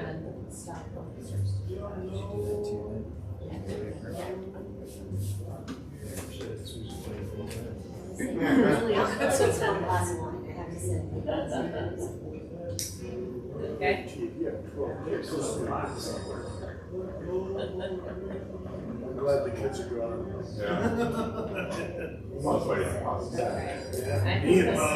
This is, so see how it's kind of getting like snake-like or texture, ripply, kind of ripply. So I'm on the maybe, but I don't have any rips. So we're gonna do it and do the 7 because that's since it's the same ball of dough, it should be fine. Was it on number 7? No, that was 6 actually. Really? That's why I'm like, but we're gonna do it because we should be fine. It's the same ball of dough. Okay, off you go. Yeah, it's fine. Yay, look at that. Perfect. now you could use that just like that is in lasagna, right? Yeah. Yes. To do these, to make your own sheets of lasagna, like this is ready to go in your pan. Yeah. Ridiculous. Try it. Yes. Good. It will make the best lasagna you've ever had in your whole life with fresh pasta instead of sheets from the store. So would you just square it off so we can serve it? Yeah.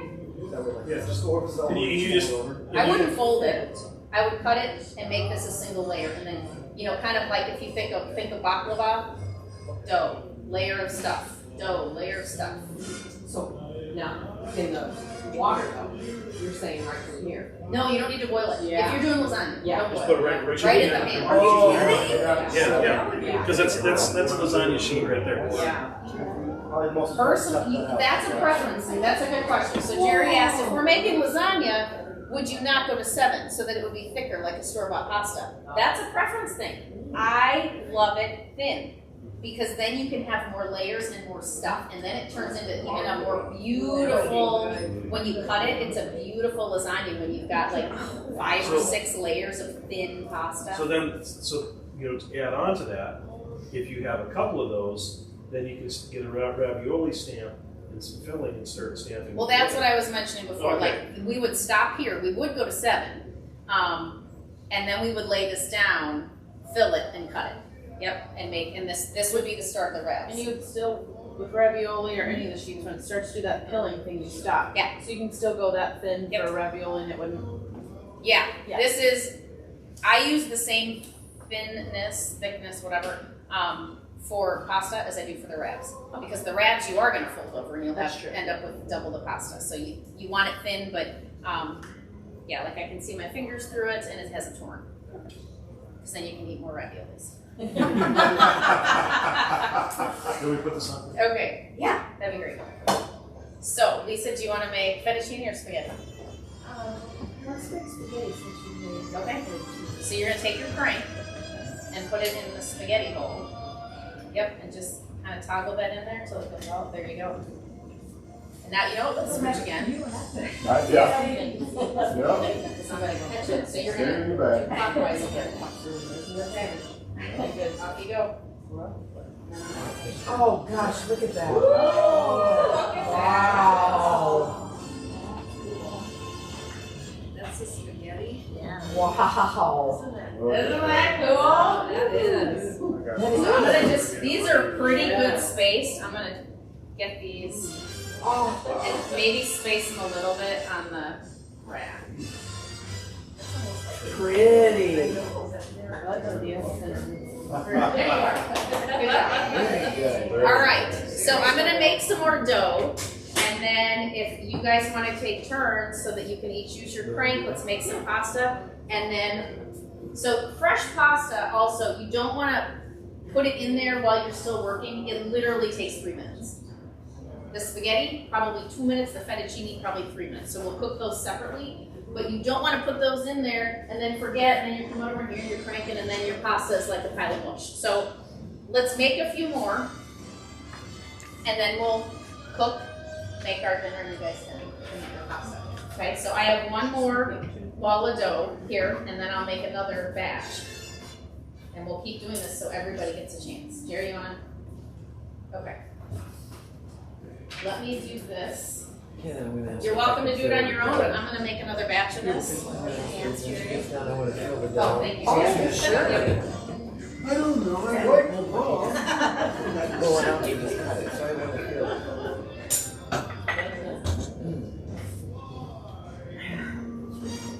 Just the sponginess.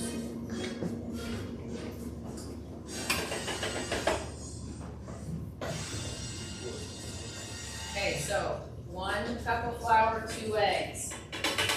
Easiest recipe. So I think another future episode, we were also going to do pizza making. Where'd my eggs go? I think it's back there. Back in the fridge. Or Nate, can you get the eggs out for me? So it's not 4 eggs. I'm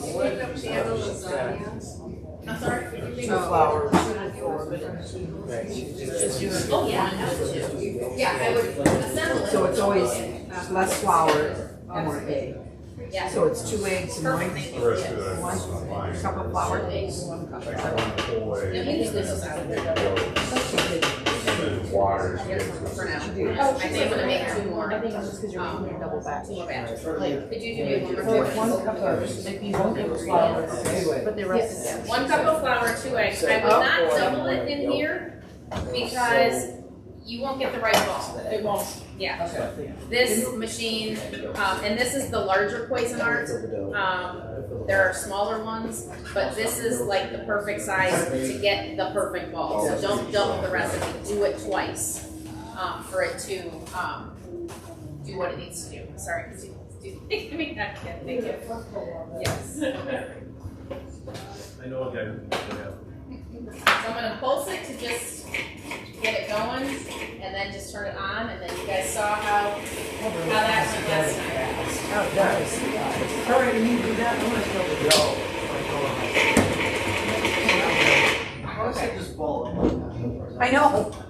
Because it's Italian! Really? It knows, it knows, it knows. I was wondering that too, it's fast. Yeah. So does anybody have, how many of you have a food processor at home? So we've been having this conversation. We can't, those of you who shop here notice we don't carry any tabletop appliances. Just because it's an interesting arena. But if we started carrying small Cuisinarts like that, how many would be interested in buying one if we started carrying? What's that? So let me help answer Okay. that. It's gonna make your pasta dough. It's gonna make your pesto. It's also going to slice vegetables. It's gonna slice vegetables. It And make hummus. has Make other hummus. attachments to shave your zucchini. I mean, these things are shred cheese. So I mean, I can't live without this. they're anywhere between $80 and $350. We would probably stick closer to the $100 range. Which is For yeah, I think What is that? Is that like 8 cup? You know? Yeah. Yeah. So we're looking at 8 to 10 cup, and they're about $80, $90. Alright. Okay. So just one finger push down. Yep. So we're gonna put a little more in.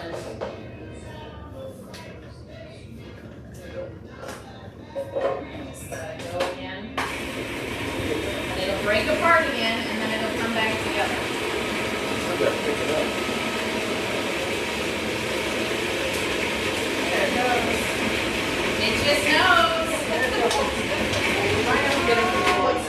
And these are dishwasher safe. This whole thing goes right in the dishwasher. Okay, so different finger. It's not coming off. And it's bouncing back up, but I didn't get any in my finger, so that's kind of my indication. Because we are going to add more flour right when we need it and stuff. So as long as it's not coming off on my finger, I'm going to stop it here, and then I'll add more here. Okay, so let me add a little more here. Yes, except I need it. I know, I don't want to stab myself. Yeah, So I'm going to just lightly dust the outside of this whole thing so it doesn't stick. And then we're going to just knead, fold a few times.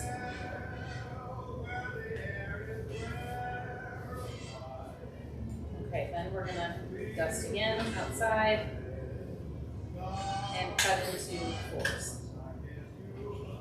Can you knead that dough too much? Yes. If you knead it too much, it'll just continue to get tougher. So this has kneaded part of it already. You really don't, you're not making bread. So you don't really need to knead it that much. I'm sure there's varying opinions on that, but So how many times did you knead it on the counter then? maybe 10. Okay. Not long. Okay. Let me wash my hands quick. Yep, come wash your hands. Gonna cover these. I've seen YouTube videos of just covering these with saran wrap. Is that not Putting it in the fridge. Oh, you mean while you're working with it? Yeah. To not make it batches. You can, but it might stick to it. The towel's not gonna stick to it. I don't know. I just always use a towel. And I get it floury and. So Kelly, say I already make a massive batch of just dough, and then I would break up a small batch just to make pasta. Just cook the pasta, put the rest of the dough in the fridge. I can pull that dough in the fridge, so 2 days later make a batch and put it back in the fridge. You can. This is gonna taste better if you do it today. That's what I mean, this really is so quick. If you're gonna use it in 2 days, if you have the time, I would just make it that day. But yes, But you could do one cup of flour in 1 day. That's good. Well, yeah, that's what I'm saying. If you're gonna do the 1 cup of flour, 2 eggs, and stick it in the fridge, I would just wait and do it the day that you're gonna make it, because it is gonna just taste better. But you can put it in the fridge. That's good. Yeah. So it's a little scaly, which is what Lisa, that's what it looked like to her. But I know, but ours didn't print, and then we went to 7. Oh, God, yeah. Yeah, Could've so been a lighting you area. can make a call if Do you you know what I wanna mean? cut it. Cut it now, or you can go to the next one. You decide. Okay, you ready? Okay, so you're gonna go clockwise. Yep. And we gotta move this back to 0, so we're pulling out and then going all the We didn't build way. that big expensive building. Can you never cut her on while you're doing the first part?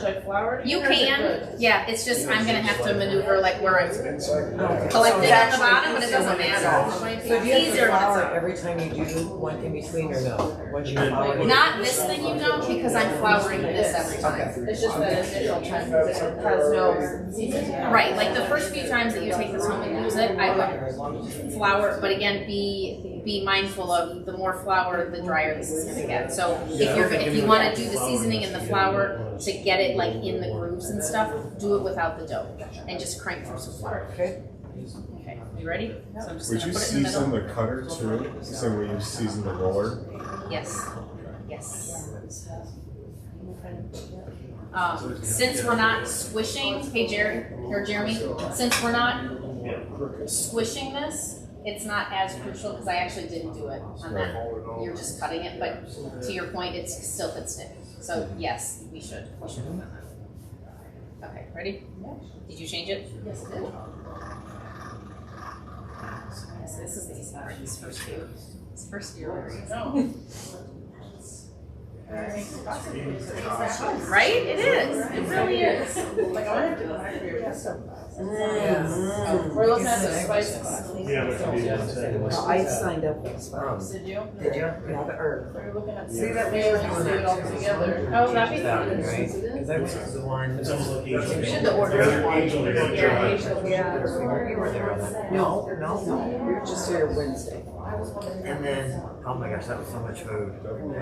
So July, August will be Yeah. pesto, and then With the maple syrup. yes. So you cut the cheese out for maple syrup, and then walnuts instead of pineapples. And I love that. That's so fun. Oh, Did you change it? Nope. It's so close together. And then let's see. So that will be July, August. So then September, October is the You've done it? pizza. Ooh. We're making skin pizza with my dough recipe that is thin crust. So funny. We're away, like you live in Cedar Rapids. Oh, That's their point, yeah, so we're doing all the class. Oh, that's awesome. So how did you guys find the brick kitchen? My friend Bo lives in Independence, so she Oh, okay. introduced me to it. I'm just asking how they found all about it. Yeah.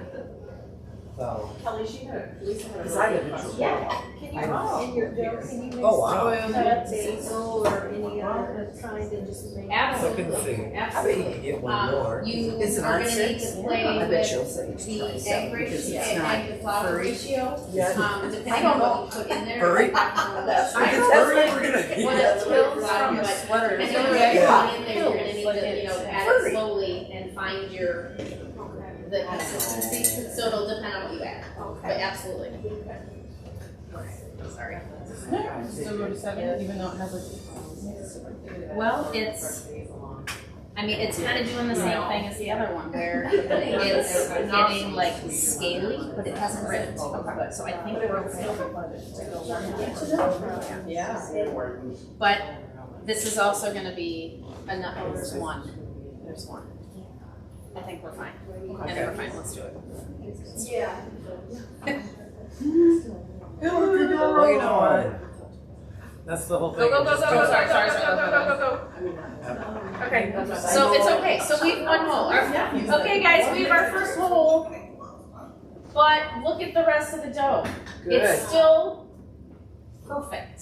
So we are not going to scrap this. It's totally fine. But we had a hole because we went to 7. But it's okay. It's totally fine. Okay, so now you're going to add your attachment. So holes out, yep, You said just like Lifts up. that's it, yeah, totally easy. And then push all the way in, okay, I really like the idea that okay. we could use that And as off you go. lasagna, no boiling. Yeah, no boil.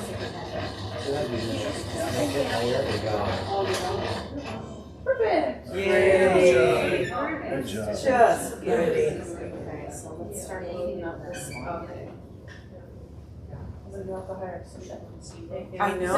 Family member to help Well, you. I know, yeah, get your Oh, family. anybody would find that. Yeah, Oh, because it's that's fun. It'd be fun just to do. Yeah, it's you run the machine and you hold the dough. Yes. Well, you Yeah. know what? How fun for like 2 or 3 or 4 of you. You just Yeah. sit there and crank Oh, out yeah. spaghetti. Around the holidays, it this would be doesn't- fun. Yeah, and it's not going to take that long. Play on music and you drink a little wine and you make your own dinner. Well, maybe not the kids drink it. I said it goes, you know. Oh, it's fantastic. I mean, this is, this You is know, cool. It's funny It's because a I little take bigger.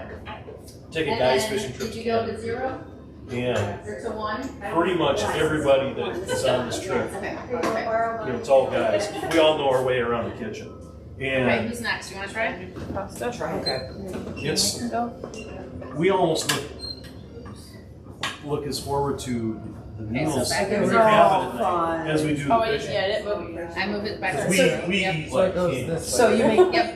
you plan your meals. Yeah, we plan everything ahead of time. Oh, And then- wow. But one of the guys we go with is the head Okay, and then buyer you're for gonna all pull the out fairway this stores. way. Oh, so Yeah. then you probably got some real good. So You last have your fun one. so last year Yeah, so we had all Wagyu ribeye. Did you move it? Yeah, we Oh, were. oh, we did, okay. Yeah. Spending some money there. And then well no, it's samples.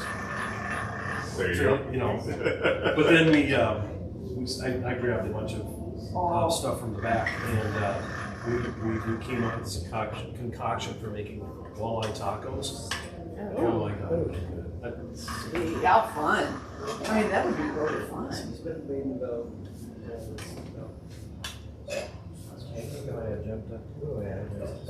I need my Give your glasses. glasses to your own. I was like, one of us went over, looked someone's shoulder, both of you have glasses I too. can- I just got a little too close to the edge, so I. It's the best. Kind of bunching up. Yeah. When you do look up pasta, this one comes up as like Alright. a really good one.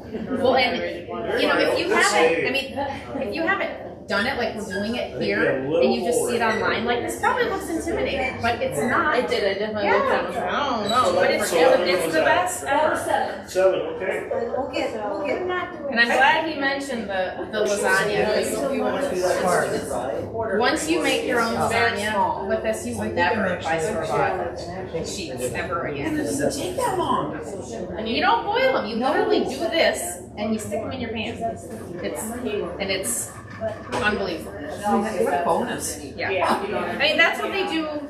That's what they do over in Italy. They don't. Everything is made day of. Okay, you want Bigger than A lot of people, to they don't even own So you're doing freezers. the They 15? literally don't own Okay, freezers. so we'll try and close them out. Yep, it's just everything is Oh, fresh. that's what you want from We have to the catch Yeah. Yeah, using that as a little lasagna sheet, you can then cut it into mini lasagna. Anything that you would make a pasta with, Ooh, that's a or nice. you cut That's it, nice so you touch, can yeah. like, And then just Even with the hole. use it. You don't yeah. boil it. For lasagna, you're not gonna boil it. If you're making, like when we make the raviolis. Not a pasta. So we head into 7 or 6. Oh, nice. Okay, this is looking actually really good. Good job. You need to like darken in the numbers for people. I know, right? Can't see. I'm with you. Seems like the key is just crank it out. Yeah. You gotta crank it fast. Don't go slow. Yeah. Look at that. Perfect. Really? One little snag, but it's okay. Keep rolling out. I vote for the one snag to get the thinner pasta, but that's my preference. You could stop Then at you can eat 6. more pasta. Yeah. Well, and I love sauce. Like my grandma's red sauce, like I could just drink it. But if it's thinner pasta, then you get more sauce. Right. And it like grabs onto the pasta and it's just, yeah, it's Nope. Just Nope, you're in. And it has 2 tracks that just kind of slide. There you go. Yeah. There you go. Yep, that's it. Done. Okay, so then move your crank. You want to do spaghetti or fettuccine? So this is fettuccine and this is spaghetti. So just look at the cuts here. If you look down, yeah. So just pick. She's real hard. There you go. So I was like, I don't know. Okay, ready?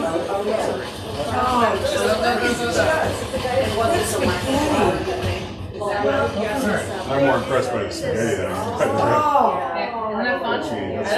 It's just. I'm just curious, because I'm like, I wonder why. Yeah, it's actually more like an angel hair because we rolled it thinner. so thin. So if you wanted it a little. So if you want it thicker, just don't go to 7. Right. Because If it's it's your machine. This one's open. Oh, I've done it. Okay. Jeremy, I didn't know if Jeremy hasn't done Okay, it. yes. Is there any in there? Oh, right there. Here, I'll make another. Yeah, let's make another batch. So you get home, you know what you're doing. Yeah. Well, you know what we're gonna be. And it is, I think he is cranking it, you know, fast. Yeah, we live. Yeah, no, September 4th, and I kind of got that. Yeah, we live. Yeah. No, that's totally fine. Yeah. Yep. It would be fun, especially if we I mean, The grandkids. It should be, yeah, like an old and then it'll just keep it in longer. He's 12. He Yeah. started get into the cooking. Yeah. Yeah. This would be something, this is, I'm not gonna say it's art, but it's, it is. It is. Also, I think it's Absolutely. That's why I brought it. And it's good, it's a food. Right. Right. And this is something that they can do with their family, you know, or something. So you're gonna do the herb one too then? I thought about the crepes, but I don't know. I'm gonna do the herbs. Italian too. No. Right. Yeah. I think you rolled it up. Okay, why don't we, Chop, chop, chop, chop. should we start? I'm gonna make your dough, but should we do the rest? Okay, why don't we put in, see how it's kind of getting, it's drying, it's starting to dry. Oh, yeah. Now, would you put it in that long or would you cut it? That's up to you. It's gonna take a second to bring it back to a boil. Okay. You can, if you don't want it so long, but if you want the more flour, what was it, Lady in the Tramp, like keep it long. Who's sitting next to you again? Yeah. As long as there are probably a couple people now. Yeah. Do you want to come feel the dough? Okay, wash your hands. Probably wash it anyway.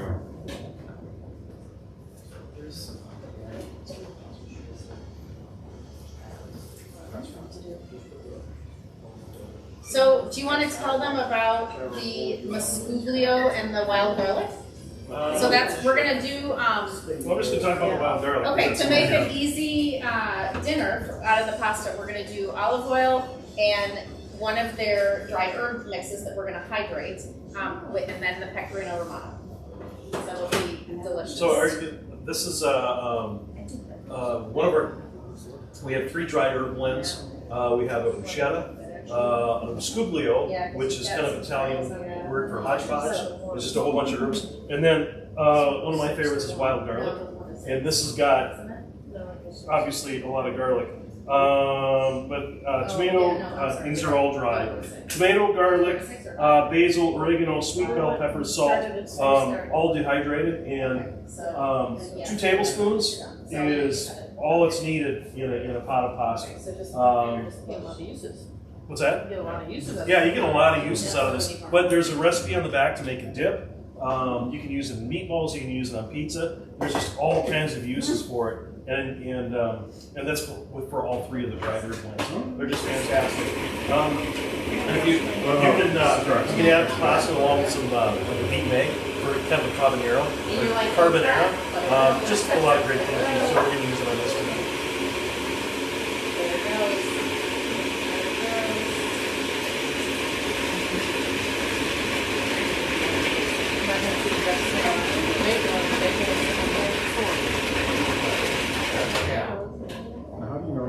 So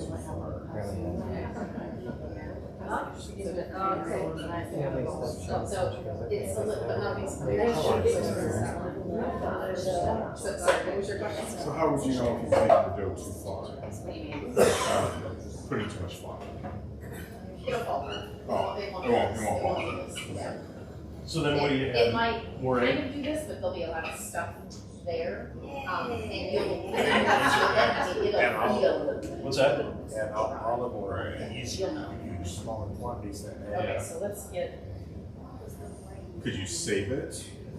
Or you pretty much throw it out and start over? oh no, you know what? I would add another egg and then get it too wet and then slowly add some flour back. Until it So you does just add it that. by doing more egg? Don't throw it out. Don't throw it out. Yeah, and then you're just gonna have bigger dough ball, but it's okay. You can, it's fixable. Yeah, more pasta. No, it'll be hydrated. Oh, that's fine. I'm sure those Italian grandmas never wasted any. Okay, so let's cut into fours. A little more flour where I cut. Okay. Oh, actually, here. Little rectangle. Oh, look what she's doing. Oh, I see. And then maybe, see now it felt a little bit. Yeah, ready. I'll still go on. Okay. It needs a little flour. You got flour down there. Okay. Yeah. I don't know, my grandma always said this. She goes, make it a rectangle. Okay, fine, make it a rectangle. I think it just fits in a little easier, right? There you go. There we go. I put my glasses on. I know that's what you're saying, but they should darken in that the, off. darken the numbers, you can see it. Okay, here.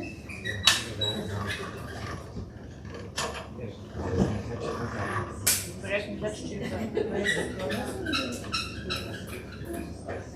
Yeah. Don't forget to put flour on it. in Oh, yeah. between. Yeah. That's actually cool. I'm excited. Thank you for showing us. It's like Another I'll daughter.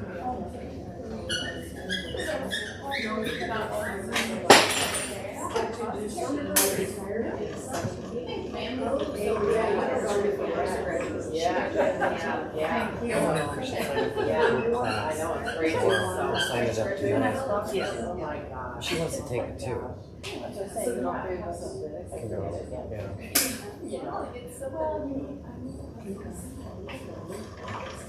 Yeah. Looks like it plus the edge. I think we're still good. You know what? I didn't move it up. Well, try again. No.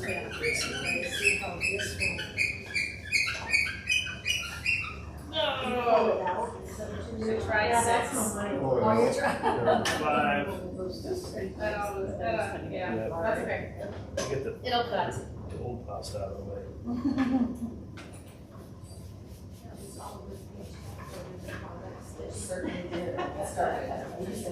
Maureen, do you want to drink coffee so I can catch?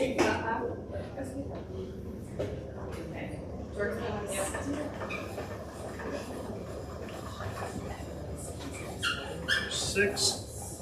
That's actually pretty good. Awesome, thank you. The nice thing about this How machine. do you guys do classes? Kind of No, it doesn't. Well, yeah, well, we like do. one class twice in. Yeah, that little Well, box. this one, we're doing this one once in May and then once in June. We did 3. Did I move it before No. we?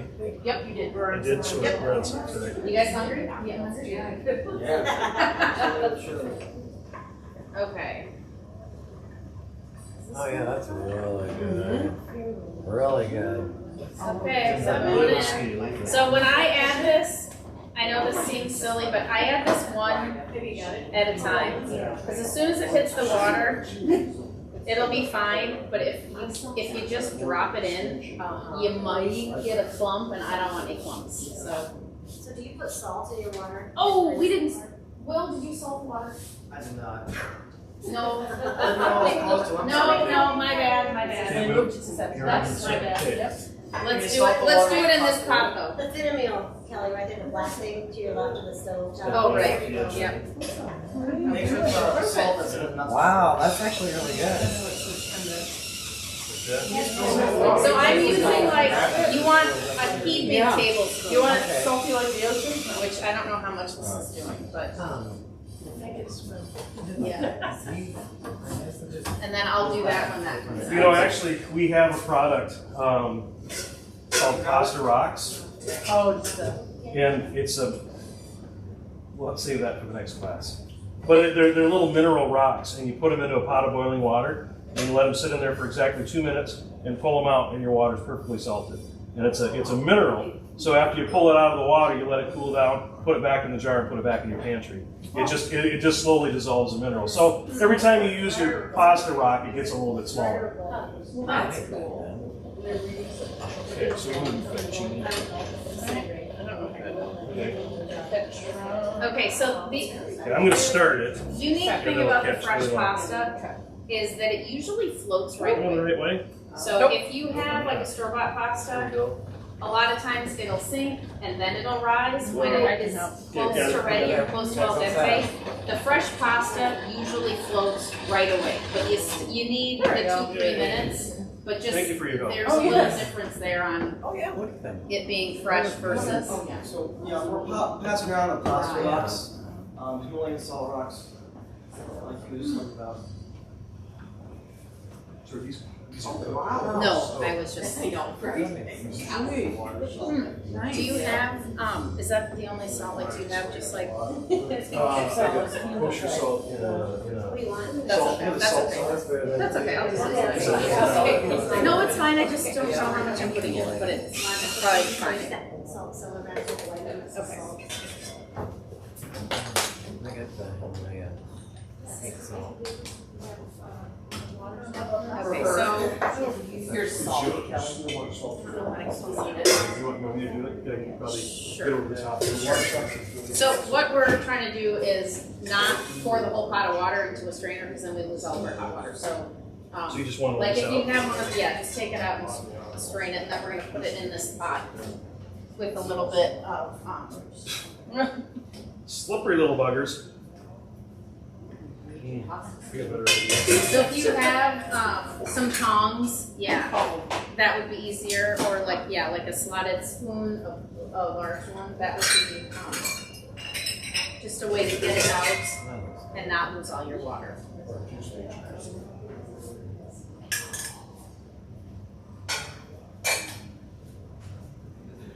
Okay, and that is going, so I'm gonna put these in this pot, which is salted. And then we're gonna salt the big pot when he gets those out. Right. Can you put too much pasta in one pot to boil? You definitely can put too much in. I'm probably being a little silly here by only doing one of those at a time, so I can do more than that. But you definitely don't want to overcrowd it, because then it will. So why don't you break up pasta before you make it so small? I'm not breaking it up. I'm just putting them in one at a time. So just drop them in real quick. Until if you're I think a couple of them did break off a little bit. So what I'm going to do is, since this was salted and holy crap, sorry, the You want a ladle? the pasta has already cooked in here. We're going to put a little bit of the pasta water in here, because this is where we're going to put the pasta to cook the pasta. So for us, we always toss the pasta in a pot. We never serve like, here's a big plate of pasta and then you put the sauce on the top. Tuscans don't do that. So we're doing it the Tuscan way. We're making the sauce. We're gonna put the sauce in here. We're gonna put the pasta in here, toss it, then serve it. Because then it will adhere to the pasta, but it it'll help, yeah, it just helps get the sauce on the pasta. Okay, so let me get this. So you put very little water in there. Well, because we don't have a whole lot of pasta. So I am gonna add more because we'll do this in a bigger batch. Once we get, I think it went on. Yeah. Yeah. Just wanted to load. And then the wild garlic. So we're gonna put the wild garlic in here. A little bit of olive oil. This is on super low because we don't want to heat the olive oil too much. Yeah, just get a little bit of this.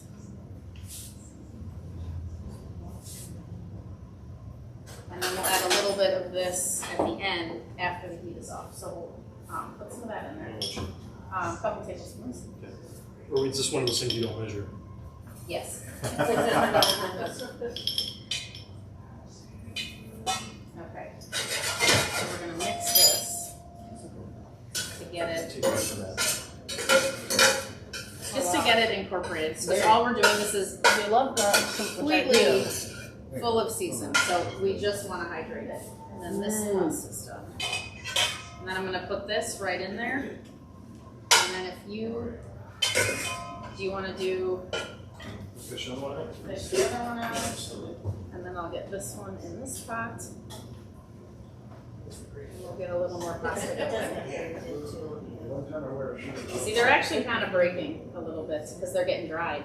If you put these won't break if you put them right in, but they're breaking, which is totally fine.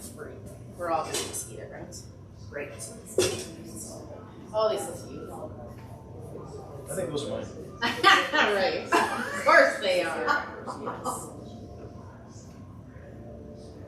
58 years old, I'm still sucking up to the teacher.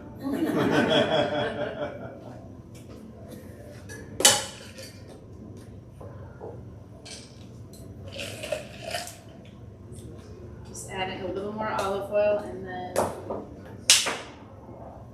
did you have a ladle that you got the, or a spoon for the water?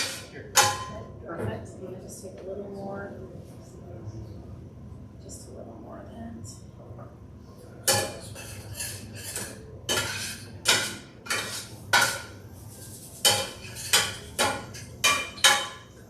So this is hydrating pretty quickly. And I'm talking about the garlic mix. Yeah. Did everybody? Did you guys see on the TV?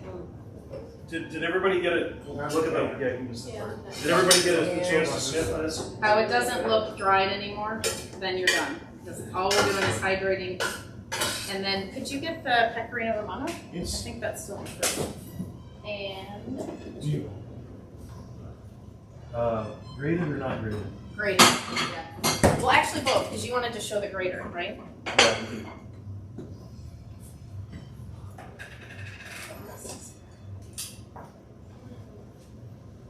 Almost done that. Okay, who's first? Look at that. Perfect. Oh, wow. It is.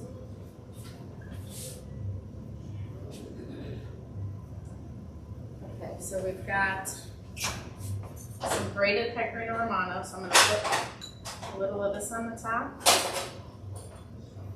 Now this you could put in the pot with the pasta, but it's going to melt, of course.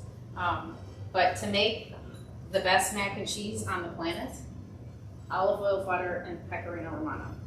It's the best mac and cheese ever. Homemade. Okay, what's up? Deb? Don't be shy. Okay, thank you. Okay. It's you can't find pecorino romano anywhere in Independence, but you do find the blocks, and so I had to grate this. I'm like, oh, great, no pun intended. I was not looking forward to it, but we've had these since we opened it, and I've never used one. This is a cheese grater from Microplane, and it's a fantastic brand. It sells well. I just never had a chance to use it until today. This took me I'm not making this up. This took me 45 seconds to grate that much. It was just I was stunned. So if you need a cheese grater, look for one of the Microplanes back there. I'm like, how can I be here for 2 years and not know how positive this is? You didn't even order them. You didn't pick them out. Yeah, I even ordered them. Yeah, you could test everything. And you said they're gonna, that way they're never gonna buy that. Could you give me a couple more tablespoons of the mix? Yeah, how is it? This is delicious. It is really good. The pasta is Good. it is. Now she's throwing, she's got the just a little bit of pasta water, the wild garlic, and a little bit of olive oil. You know, remember, if you really wanted to do something different, we've got dozens of flavored olive oils back there that would just kind of add all sorts of layers of complexity. If you like truffle, I can imagine how good you would like that. I'm trying to make carbonara in my apartment with Jesus, basil so I'm oil. gonna start stirring some. Basil oil and Yeah. the sweet oil. I did not This add. is your white husband. Yeah. Does it taste like it smells? That's really good. I don't know who's getting the second plate, you're gonna have to fight before that. Why don't we divide that into 2 plates? Because I've got probably 4 plates right here that'll be done in just a few minutes. And you said this is the wild garlic? Yep. And what was another one? The mascuglio. Mascuglio. And that was like the kitchen sink? No, that's, supposedly that's. That's the translation of it, though. It's like No, hodgepodge. hodgepodge, or- yep. So it's just a different herb blend.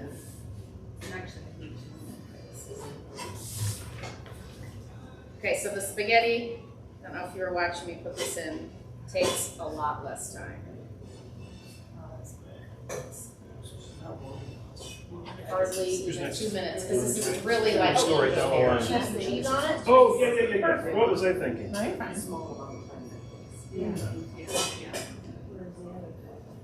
Yes.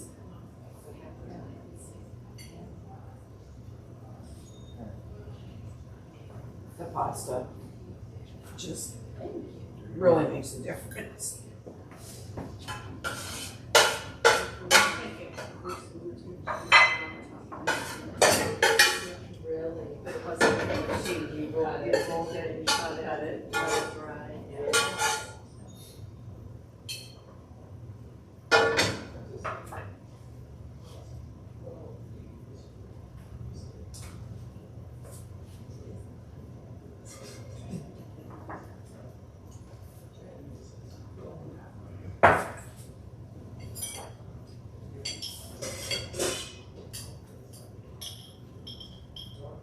Simple, it tastes fine.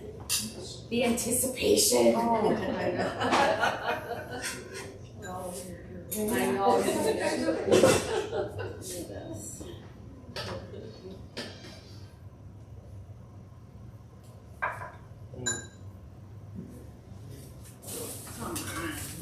Do you have a fork there? Yes. Thank you. I'm sorry. Try this. Here we go. Do you want this? Well, I can put it straight into here. This is the tough You want me to get that? 'Cause I don't want to maneuvers here. Get over it a little bit. This is not the ideal No, it is not. utensils to be doing this. This is kind of why this is.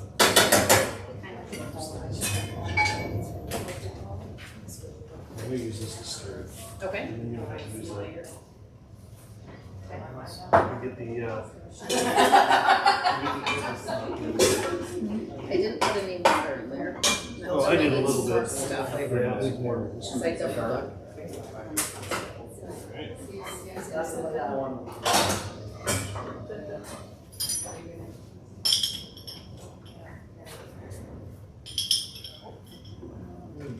How was it? Good.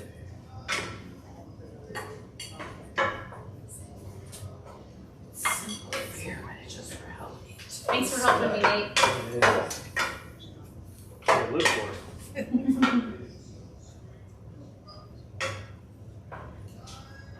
So you can imagine if you tasted this, what the lasagna would taste like, or the raviolis with the fresh pasta, right?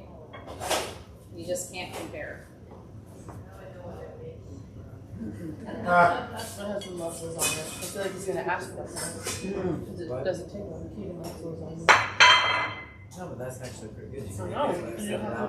I I know don't have it. to boil water. No. He's making this. I mean, it's boom, boom.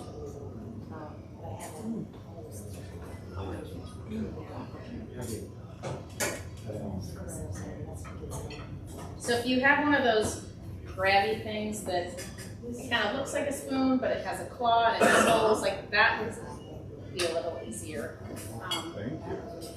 for doing that. And if you're doing one big stock pot, of course you could just dump it and then strain it.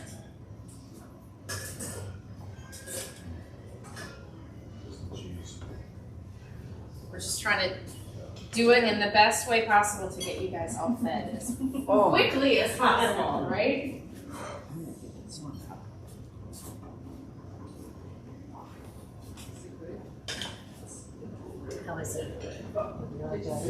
Yeah. Judging by the way everybody's groaning, I'd say It's silent. That's how you know it's delicious. they can't talk eating. Quiet. Talk eating, that's what we always say. Not eating. Okay, ready? One more. Okay, we have Lisa and Jerry. Maureen. It's like half of that.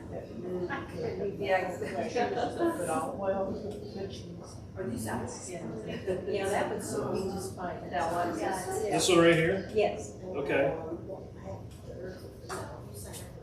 I did. Yeah, when you have good ingredients. Somebody called for me. You don't need much, you just need, Yeah, mentioned that. high quality ingredients. Such a simple dough recipe. Quality, oh yeah. I mean, I've tried add some water and some olive oil, but I mean, this is just easy. And it works, Jerry, it's you're what next. we've always Yeah, used. absolutely. On your flavor should come from sauce.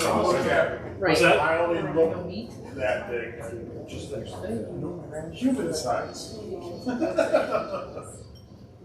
And we're making more, so we just want to give you a taste, and then we're gonna keep serving. We got more coming right here.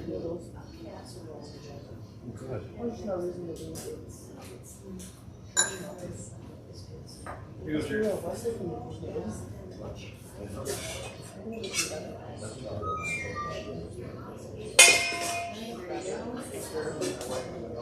They got water in there? Yeah, I put water, yep. Okay.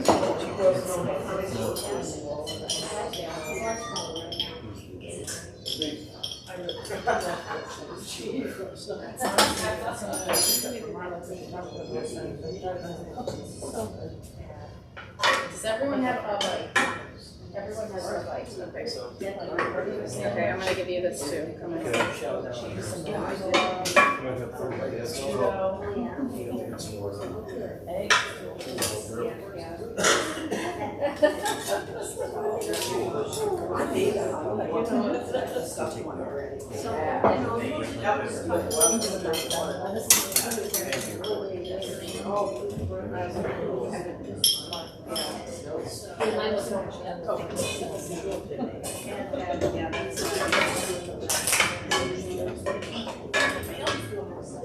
Everyone's at least one size. Okay.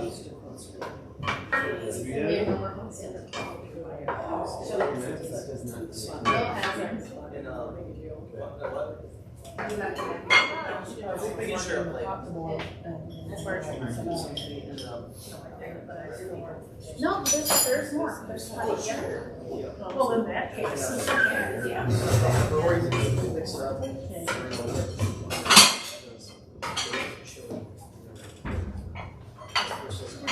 This is my favorite pan of all time. Yes, yes, there's I one can use this for right? everything. Yeah.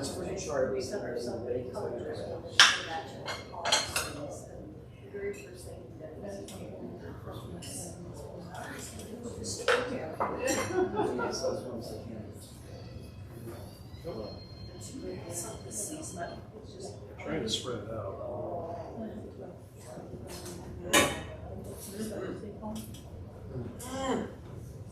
So make sure you take home your packets. Those have the recipes and the detailed instructions on the machines. So if you forget kind of what we did, although mine again is the 0 to 6. Remember to scribble down that we went from 0 to 7 on yours.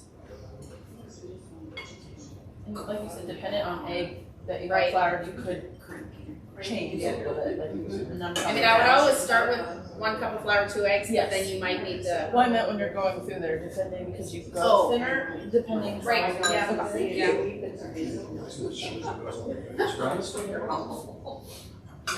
Did Rhonda leave? Yes, you did.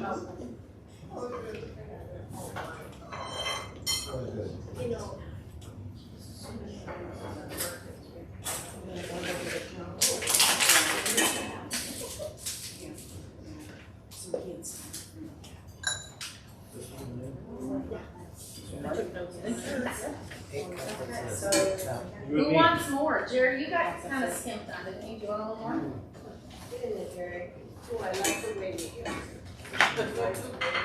I don't like cookbook I used to eat like this. Maureen, do you want another little nibble? Little nibble? Okay. It's not as heavy as just a straight. I just love the cheese choice though. Cheese. Yeah. Right? The pecorino is the best. What is it called? Pecorino Romano. So it's Romano instead of the Parmigiana Reggiana. Parmesan or Romano. And believe You it guys or want a little not, and they do have it at Fairway. They do. Yep. Is it in this special cheese? Yeah, you gotta get it out of the meat counter.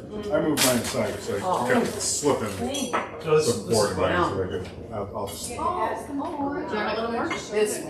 I'll take a little They more. had baked It bacon, was there's delicious. cheese counter in Cedar Rapids. Yeah. But Great class. so there's the regular dairy section. And if you guys think of any questions after But tonight, then the- my contact information is in the Yeah, packet. but- Feel free to email me, check out Over by the. check out all of our socials and all that good stuff. Now, did you say you have your own business building? Or No, I don't have a you do storefront because I everything? don't cater or like I don't want a restaurant. And- So when I'm doing my online stuff, I'm out of my house, or I'm here for the Marion Library, or if I'm doing like a dinner party or an employee or team building event, I come to you. I can come to your house, or I come to your, your corporate kitchen or whatever. Wow. When you grate your own cheese, that's how much I used up to fill that whole thing. Wow. It goes a long way. It does. That's why I So bought that that. was mine. Oh, I'm sorry. Oh, I'm like, That's mine. Calm down, Deb. Jeez. Back off. That's mine. I didn't want to open it. And then, oh no. I should get one of those back here. Yeah. Sorry. No, that's all right. I'm used to it. No, I'm fine. That was really good. okay, who wants another little bite? You want a little bite? Diana, did you want another little nibble? No, I'm fine, thank you. Actually, you know what? Give me one more minute to let this. Definitely needs wine. It does, man. A big fat Cabernet. Or a Chianti Reserve. Yeah. Okay. I have a nice bottle of Chianti somewhere. Yeah. Lisa, do you want Some a dry nibble? wine. Wendy, nibble? I'm good, thank you. I think a cab one was more better than the Chianti. Jerry? I think I have a bottle of both from the basement. My mother-in-law likes nice wine, and that's what she gives as a gift, is a bottle of wine. She can't complain about a nice bottle of wine. No. She usually buys a couple bottles and then she'll pick Oh, I which didn't one give you you want. cheese. Jerry, give me a plate. So it's a gamble. Never know. Like you don't know it's normal. Do I pick the nice? Do I look it up or pick the fancy? But the bottle, That was a lot of cheese. But like, you can't have Several years ago, Shelley and I went to You don't need to offer a call. a food and wine experience in the Twin Cities. And it was just like, it was just Probably ridiculous how everything much. you can imagine. Yeah, I mean, it was like every booth was a food booth, wine booth, food booth, wine, and then some beers thrown in on top of that. And you could vote on all kinds of stuff. And there's this one wine we really, really liked, and it was just a red blend. But we voted that as our favorite. And as it turned out, that was the overwhelming favorite of the whole show, and it got the People's Choice Award. You could And so probably we use just the like, stand mixer if you like quadruple the recipe and use So the we- claw, but we came back and it contacted still Hardy doesn't Drug and turn said, out like yeah, we can get that a for you. perfectly Just $8 mixed a bottle. this. And it was like the favorite You know, when wine you think of this whole thing. Wow. like those big machines that. What kind of wine is it? Like It's called- just a red blend. It's just a red blend, it's called Just Red. Oh. And I think the claw does the job, but for something like this, but try the claw and see how it comes out. I haven't gotten it to do exactly what this one does. But what, here, you know what, while we're, let me grab the eggs. I'm gonna do, Cool. I'm not like. let's do the volcano. While you guys are eating. Assuming you don't all have Cuisinarts. They need one after today. This is what you want. So we're gonna take. I think she's dropping hints. Slowly. Yeah, subtle. You guys are done, I can take your plates. So we're gonna take our cup of flour.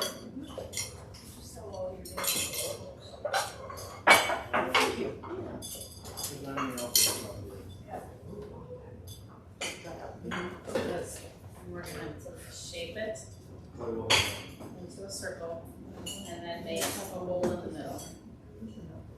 And once you move your hole in the middle, fix your circle again.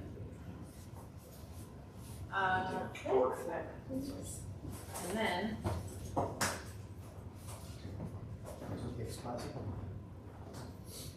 it'll have to do. Get the egg in there. We're gonna break the yolk. Try to keep it in the middle.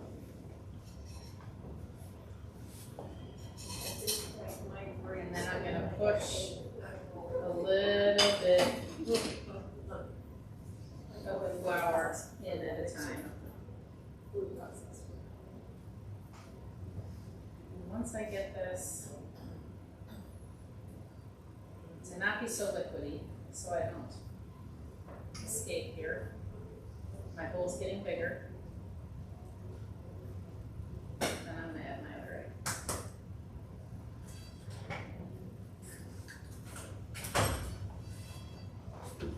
Start over kind of by scrambling the eggs. And then you're just gonna start pushing some flour in a little bit at a time.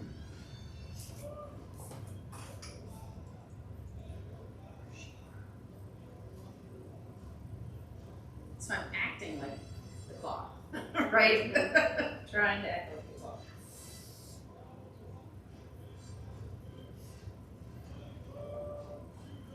And once you kind of got your groove and the egg starts getting thicker, you can do this a little faster. But at the beginning of course is the tricky part, right? So that you get it going and your egg doesn't totally escape.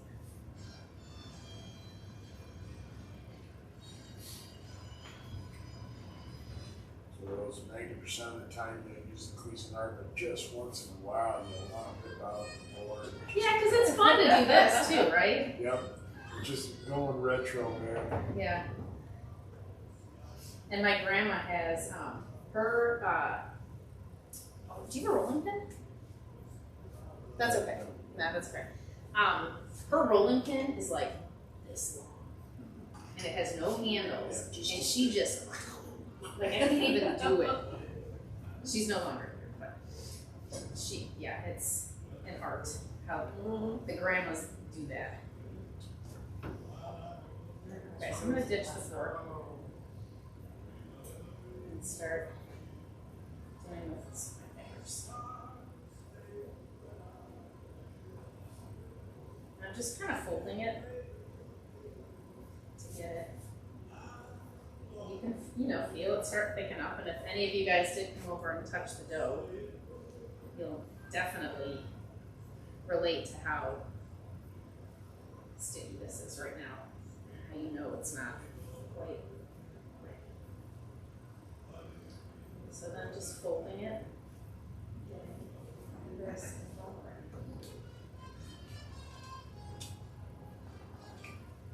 And then I'm just going to start folding it, turning it, folding it like kneading. And the rest of the flour will just naturally get in there.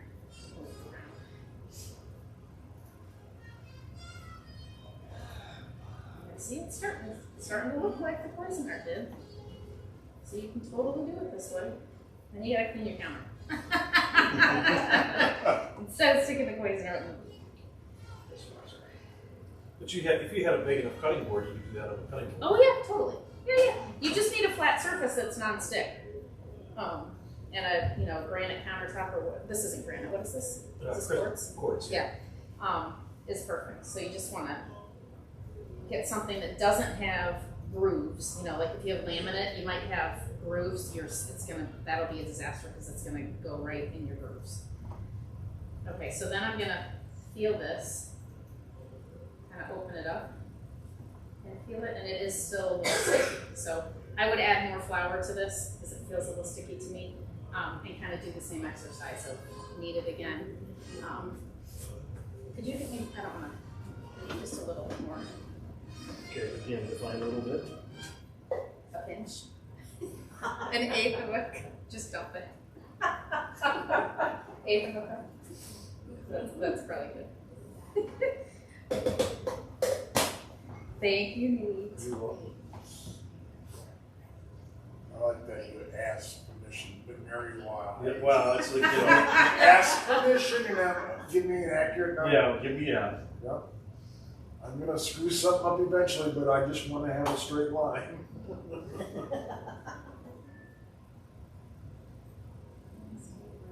Well, she was talking about accuracy and how important that is. And, give her a half a pound. Which Always do what we're told. That's Okay, the most so important part. There's your dough. So you could stick it in your fridge for a couple days in a Ziploc, or have at it, stick it on your machine right from here. So Wow. either way, done. Just get right across it. Thank you for having me, Nate. Thank you for. Thank you. Thanks for coming. And be on the lookout for more classes. More classes, yes.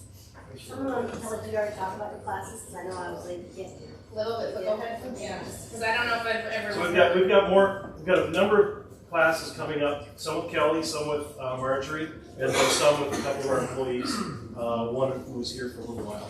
But why don't you go ahead and read them all? Yeah, so we've got some, it's called Holy Crepes and Quiche too. So we've got a couple seats left in that. That's an afternoon class actually on Sunday, July 11th and Monday, June 11th and Monday, June 12th.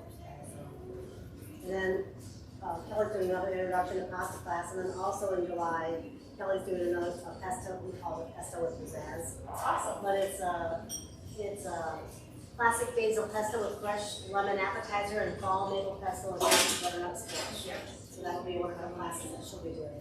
So, and then Marjorie here is actually doing some cooking with herbs and spices, and that's coming up June 5th. We've got an afternoon class for that also, and then we're doing the same thing, repeating the same thing in the evening. But again, since it's fresher when everybody's starting, we're going to do that. It's basically taking chicken, onions, and peppers, right? And then how do you make it turn into an Indian dish versus a Mexican dish versus Chinese, yeah.